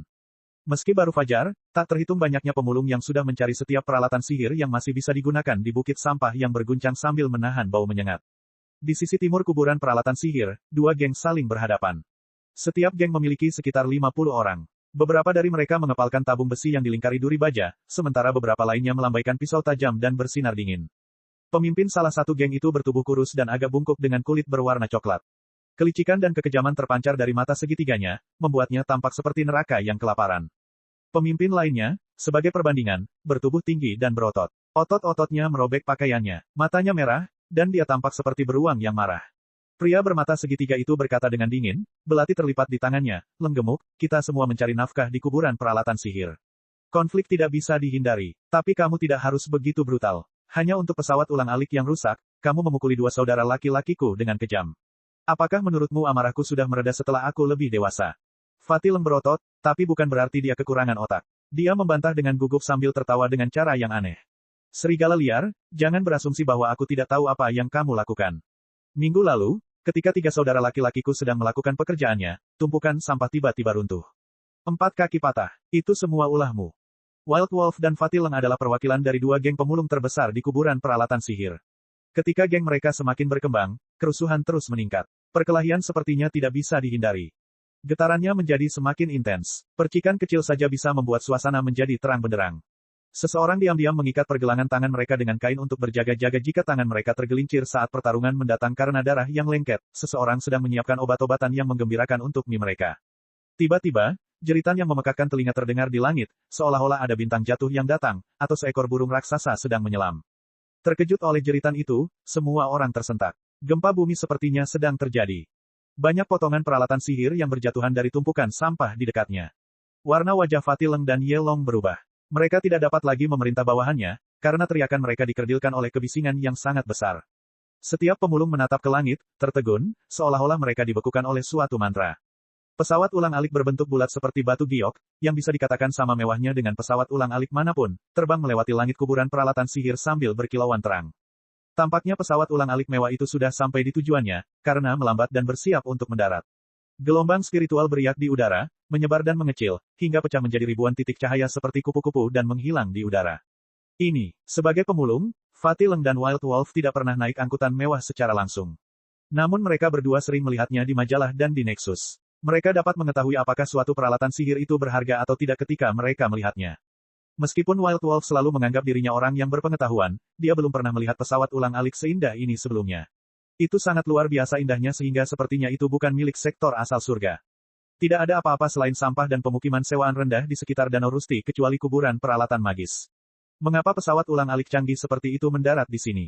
Apakah ini benar-benar terjadi? Saya pernah melihat kendaraan wali kota-kota Tombak Terapung dan para pemimpin sekte besar di kota. Bahkan angkutan mereka tidak sebagus ini. Siapa yang ada di pesawat ulang-alik itu? Apa yang dilakukannya di tempat ini? Sebuah pukulan besar yang tak terbayangkan yang muncul secara tak terduga tidak berarti sesuatu yang baik. Para pemulung yang selama ini bekerja di wilayah abu-abu hukum adalah yang paling sensitif terhadap bahaya. Saling bertukar pandang, Fatih Leng dan Wild Wolf sama-sama mengesampingkan pertarungan yang akan datang. Lihat, pesawat ulang-alik itu mendarat di Desa Matahari Pagi. Desa Matahari Pagi, apakah itu berarti orang yang berada di pesawat ulang-alik itu adalah Hering Liao? Semua orang sangat terkejut. Morning Sun Village adalah komunitas perumahan sewa rendah termurah dan paling jarang dikunjungi. Bahkan pemulung seperti mereka tidak akan tinggal di sana selama mereka memiliki beberapa koin di saku mereka. Tak ada hal menarik yang terjadi di tempat itu sejak dibangun puluhan tahun lalu. Hingga 3 tahun lalu, seorang selebriti dari tempat itu menjadi terkenal, Vulture Liao. Sebagai anak yatim piatu yang tumbuh di kuburan peralatan magis, dia telah menjadi seorang kultivator di tahap fondasi bangunan sebelum dia berusia 25 tahun. Bahkan dalam 500 tahun sejarah Federasi Star Glory, dia juga merupakan salah satu dari sedikit legenda yang mencapai hal itu. Vian Glad Peng Hai, yang telah menjadi superstar di kota Tombak Terapung beberapa tahun yang lalu, dikalahkan oleh kecemerlangan Vulture Liao. Budidaya di sektor asal surga tidak pernah mudah. Seorang penggarap di tahap fondasi bangunan memenuhi syarat untuk menjadi profesor di universitas, penatua di sekte, atau komandan legiun militer. Di mata para pemulung yang tidak penting, dia adalah salah satu orang super besar yang hidup di dunia berbeda. Herring Liao sedang menjalani hari-harinya sekarang. Dia bisa membeli kuburan peralatan sihir dengan bagian dari cangkang pesawat ulang-alik yang begitu mewah. Di masa lalu, aku bahkan bertarung dengannya sebelumnya. Sungguh menakutkan memikirkan bahwa aku pernah bertarung melawan kultivator panggung fondasi bangunan. Aku bahkan pernah ditendang olehnya sekali. Baiklah, baiklah. Hidupku terpenuhi sekarang, mengetahui bahwa aku pernah bertemu dengan penggarap tahap fondasi bangunan. Pemulung seperti Fatileng dan Wild Wolf tidak memiliki hubungan persahabatan yang baik dengan Liao, yang mungkin bahkan tidak mau repot-repot menyelesaikan masalah dengan mereka sekarang karena dia adalah seorang kultivator yang tinggi dan perkasa. Namun jika mereka terus berkelahi dan menimbulkan kerusuhan, siapa yang bisa memastikan bahwa hal itu tidak akan memicu kenangan buruk bagi Liao? Fatileng dan Wild Wolf saling berpandangan dan mundur bersama geng masing-masing secara diam-diam, memikirkan kecemburuan dan pikiran yang rumit. Melihat Herring Liao yang dulunya mencari peralatan magis yang ditinggalkan di bukit sampah seperti mereka berubah menjadi kultivator berpengaruh dan memiliki pesawat ulang-alik yang mahal, entah bagaimana mereka kehilangan semangat untuk bertarung lagi. Nasib adalah hal yang tidak menentu. Di desa matahari pagi, Liao bisa saja memarkir pesawat ulang-alik yang ia pinjam dari persekutuan orbit gaib di udara di samping jendela, sehingga ia bisa langsung memasuki kamarnya. Namun, dia tetap memilih untuk mendaratkan pesawat tersebut di tanah dan berjalan perlahan ke kamarnya melalui tangga yang gelap dan lembab. Ada 4 hari tersisa sebelum perjalanan ke Ultimachi. Ekspedisi ke jarak 10.000 tahun cahaya ratusan kali lebih berbahaya daripada petualangan di bola gaib pada umumnya. Banyak dari 30 or patroler dari eselon pertama adalah murid inti dari keluarga besar dan sekte, atau keturunan dari penggarap terkenal. Mereka harus mengurus urusan pribadinya terlebih dahulu. Oleh karena itu, selama beberapa hari terakhir, Occult Orb Fellowship tidak mengatur misi pelatihan lebih lanjut bagi mereka tetapi memberi mereka waktu untuk berkumpul kembali dengan keluarga dan teman-teman mereka dan mengucapkan selamat tinggal kepada mereka dengan baik. Liao tidak punya keluarga sekarang. Tapi kota tombak terapung adalah tempat dia dibesarkan. Dia merasa dia agak mengakar di tempat ini. Dia tidak merasa bahwa kampung halamannya adalah sesuatu yang tidak biasa sebelumnya. Namun ketika dia menyadari bahwa dia sedang menempuh jarak 10.000 tahun cahaya melalui lautan bintang, dia tiba-tiba mendapat dorongan untuk melakukan tur keliling kota tombak terapung. Baru saja, dia sengaja menurunkan ketinggian pesawat ulang-alik dan memperlambatnya, hanya untuk melihat tempat dia dibesarkan sekali lagi. Meskipun bagian hidupnya dipenuhi dengan kesulitan, penderitaan, dan perkelahian jalanan, dia menemukan bahwa yang paling dia ingat adalah kehangatan dan keajaiban. Dinding-dinding Morning Sun Village yang berbintik-bintik serta coretan warna-warni tiba-tiba menarik dirinya kembali ke tahun-tahun yang lalu. Sudah 3 tahun sejak terakhir kali saya datang ke tempat ini. Terakhir kali saya kembali ke kota tombak terapung, saya pergi dengan tergesa-gesa setelah bertemu dengan kakak senior Peng Hai, dan tidak ada waktu bagi saya untuk kembali. Sekarang aku akhirnya sampai di sini, semuanya sama persis seperti saat aku pergi. Satu-satunya hal yang berubah adalah diriku sendiri. Dari seorang pemulung kecil yang berjuang di selokan dan tumpukan sampah di kuburan peralatan sihir, hingga seorang penggarap tahap dasar bangunan tingkat menengah yang akan berjuang demi bangsaku dan untuk diriku sendiri yang berjarak 10.000 tahun cahaya. Liao berhenti di depan pintu rumahnya. Pintu besi yang cacat itu seluruhnya ditutupi jaring laba-laba. Kuncinya juga sudah berkarat. Mengambil napas dalam-dalam, Liao menekan kuncinya dengan tangannya dan melepaskannya dengan energi spiritualnya. Lalu dia mendorong pintu hingga terbuka dan masuk. Sebagian besar berkas berharga yang ditinggalkan ayah angkatnya untuknya telah dikemas dan dikirim ke lembaga perang terpencil sejak lama. Namun banyak sisa peralatan sihir yang masih tertinggal di sudut ruangan. Ada juga banyak prosesor kristal antik yang tergantung di langit-langit, yang terguncang oleh angin dan bergemuruh seperti lonceng angin. Tempat ini sangat dekat dengan kuburan peralatan sihir, dan oleh karena itu harga sewanya sangat rendah. Namun hanya sedikit orang yang masih tinggal di sini. Setelah Liao kuliah, dia terus memperbarui sewa rumah yang dia anggap sebagai rumahnya. Dalam perjalanannya ke lembaga perang terpencil, akar spiritualnya terbangun, sehingga dia bisa menjadi seorang kultivator. Ketika berita itu sampai ke kota tombak terapung, semua orang sangat terkejut. Kuburan peralatan magis tidak pernah kekurangan pencuri, namun tidak satu pun dari mereka yang berani masuk tanpa izin ke rumah tangganya ketika mereka mengetahui bahwa itu milik seorang penggarap. Oleh karena itu, 3 tahun kemudian, kecuali lapisan debu tebal pada segala sesuatunya, hampir tidak ada yang berbeda dengan rumahnya. Liao memandang ke setiap sudut ruangan dan agak terkejut karena rumahnya jauh lebih kecil dari yang dia ingat. Itu seperti 2 kandang merpati. Namun dalam ingatannya, ruangan ini adalah dunianya di mana banyak hal indah terjadi. Adegan lama membanjiri kembali satu per satu. Di ruangan inilah ayah angkatnya mengajarinya keterampilan pemeliharaan peralatan magis serta segala jenis pengetahuan eksentrik. Dari rasa jijik di awal, hingga ekstasi membaca manual perawatan kapal perang kristal di akhir. Terlalu banyak jejak pertumbuhannya yang tertinggal di 2 ruangan ini. Liao menghela nafas sedikit. Dia berencana untuk mengemas semuanya dengan Cosmos Ring miliknya, tetapi setelah dipikir-pikir, dia memutuskan untuk menyimpannya di tempatnya. Pada akhirnya, dia hanya mengambil Ghostfire 4, sebuah prosesor kristal yang disempurnakan oleh Blue Flame Sec 124 tahun yang lalu, dari koleksi prosesor kristal antik. Kinerja prosesor kristal itu biasa-biasa saja. Namun, anehnya didesain dalam bentuk kepala kerangka, yang menambah nilainya sebagai barang koleksi. Liao menyimpannya di dalam Cosmos Ring miliknya sebagai kenang-kenangan masa lalunya. Menutup pintu dengan lembut, dia melompat keluar jendela. Pesawat ulang-alik mewah sudah menunggunya di luar.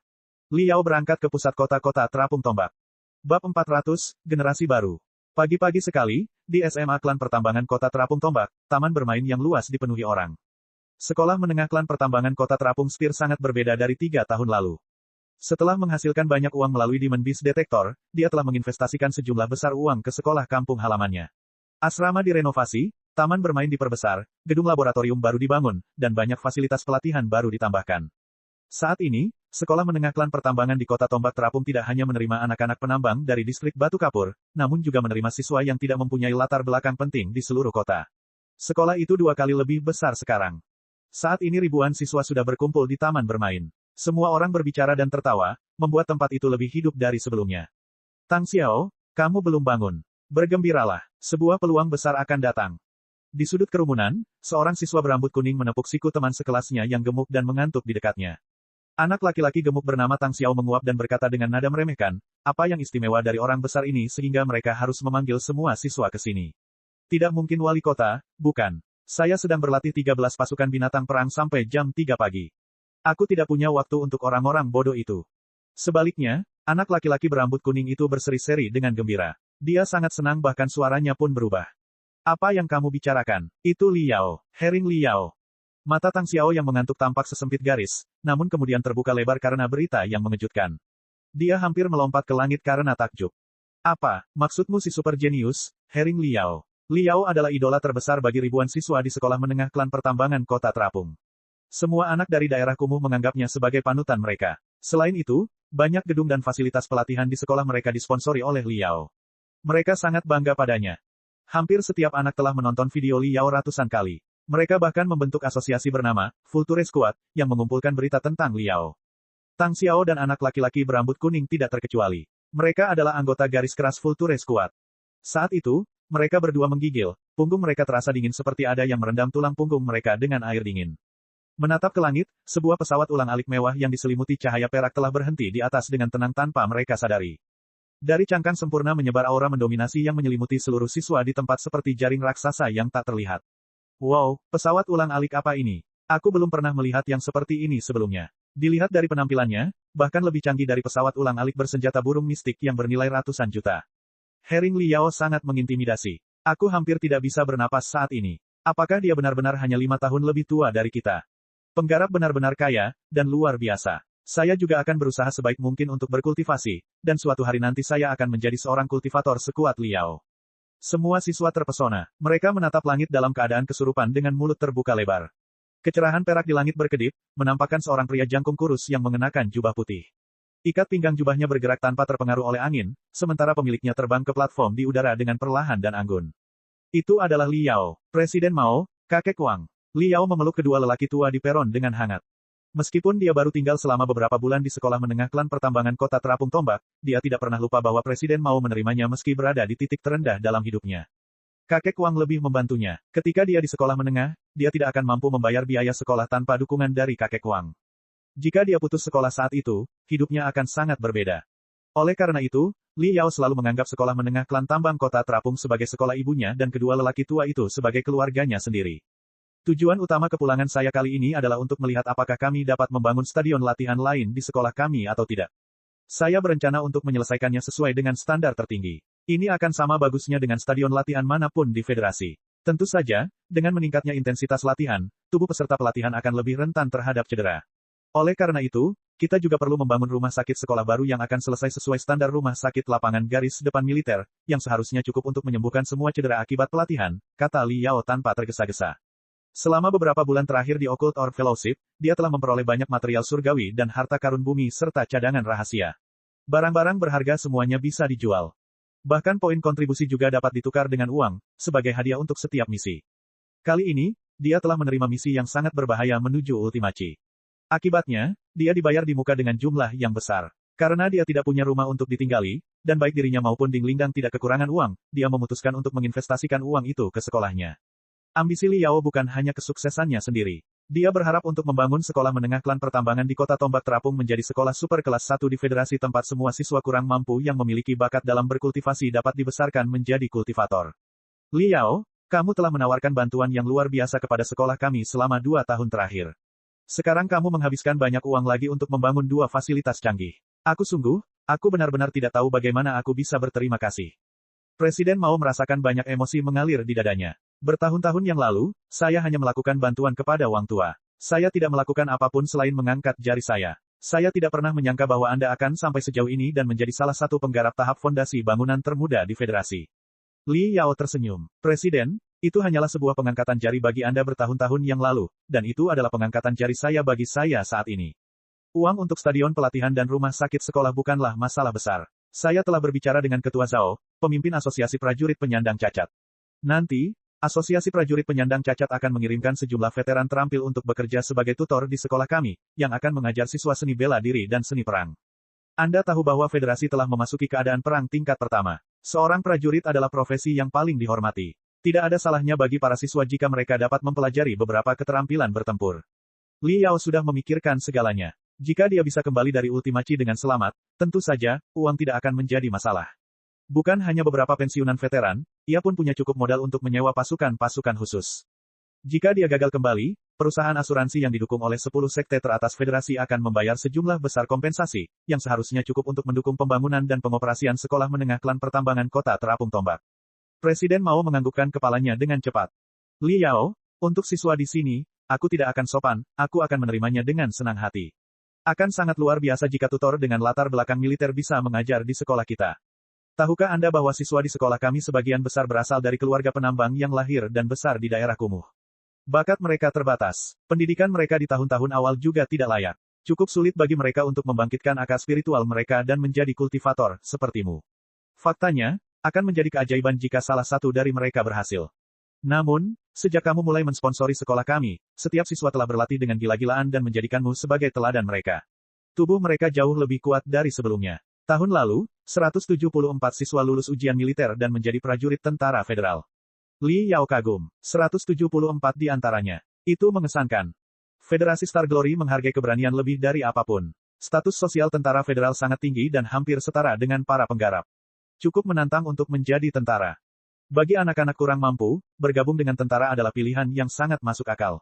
Mereka dapat mempelajari banyak keterampilan di ketentaraan secara gratis, menerima obat-obatan nutrisi yang melimpah dan bahan surgawi serta harta karun duniawi secara gratis, dan mendapatkan pekerjaan dengan mudah ketika mereka pensiun dari ketentaraan.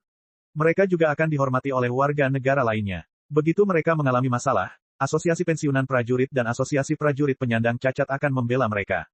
Bagi orang awam, menjadi seorang kultivator mungkin merupakan impian yang tidak mungkin tercapai. Tapi menjadi tentara adalah tujuan yang bisa dicapai dengan kerja keras. Di masa lalu, hanya beberapa lulusan sekolah menengah klan pertambangan kota Terapung yang berhasil didaftarkan oleh tentara federal setiap tahun. Kali ini, jumlahnya meningkat berkali-kali lipat, semua berkat investasi Li Yao sebelumnya. Katakan sesuatu kepada para siswa. Kamu adalah pahlawan bagi semua orang di sini. Mereka melompat-lompat seperti monyet yang gelisah sejak mereka mendengar kamu akan datang. Presiden Mao menyeringai. Li Yao melihat sekeliling. Kerumunan di bawah peron terdiam, sementara ribuan mata tertuju padanya dengan penuh rasa lapar. Dia tidak bisa menahan senyum. Dia tiba-tiba teringat bahwa, di taman bermain sekolah menengah kedua Crimson Nimbus 3 tahun lalu, teman lamanya Meng Jiang dan dia biasa menatap Vian Blade Peng Hai dengan cemburu dan kagum dari jauh kerumunan. Adegan itu sangat familiar. Namun, 3 tahun telah berlalu. Bagaimana waktu berlalu? Selagi dia merenung, Li Yao mengambil langkah maju. Tidak ada apapun di depannya, kecuali tanah yang berada 2 meter di bawahnya. Tapi dia menginjak tangga tak kasat mata yang naik ke langit secara perlahan. Penggarap tahap fondasi bangunan sudah mampu terbang perlahan di udara dengan memanipulasi udara menggunakan fluktuasi energi spiritual. Itu tidak terlalu berguna dalam pertarungan. Penggarap akan menjadi sasaran empuk musuh jika mereka melayang ke langit. Namun saat ini, semua siswa sangat terkesan dengan penampilan Li Yao. Li Yao teringat adegan kemegahan di mana Vian Blade Peng Hai menunjukkan kekuatannya di puncak building foundation stage. Sambil menarik napas dalam-dalam, dia menyebarkan energi spiritualnya secara perlahan. Rambutnya menari-nari dengan liar, busur listrik ungu-ungu dan api biru terang mengelilinginya, terbang dan bertabrakan sambil mengeluarkan suara retakan. Gelombang spiritual menyebar ke setiap sudut taman bermain dalam bentuk cincin perak. Dia, Li Yao berteriak. Badai yang entah dari mana sepertinya sedang bertiup. Tidak ada satupun siswa yang mampu membuka mata. Seragam sekolah mereka berkibar tertiup angin. Apakah ini dominasi para penggarap? Sangat tangguh, sangat menakutkan. Saya akan menjadi seorang kultivator seperti ini. Saya juga akan terbang bebas di langit. Kami semua berasal dari daerah kumuh. Jika Hering Li Yao bisa melakukan ini, saya juga bisa. Teriakan dan teriakan para siswa tertangkap jelas oleh Li Yao. Dia tersenyum dan berkata, kamu ingin menjadi seperti aku. Kalau begitu, cobalah yang terbaik untuk melatih dirimu sendiri. Cek cek cek cek cek cek cek cek. Rakan-rakan kultivator sekalian, sebelum retret, sila terus berkultivasi untuk jurus subscribe, like, share dan komentar agar Sekte Novel Sadim terus berkembang pesat.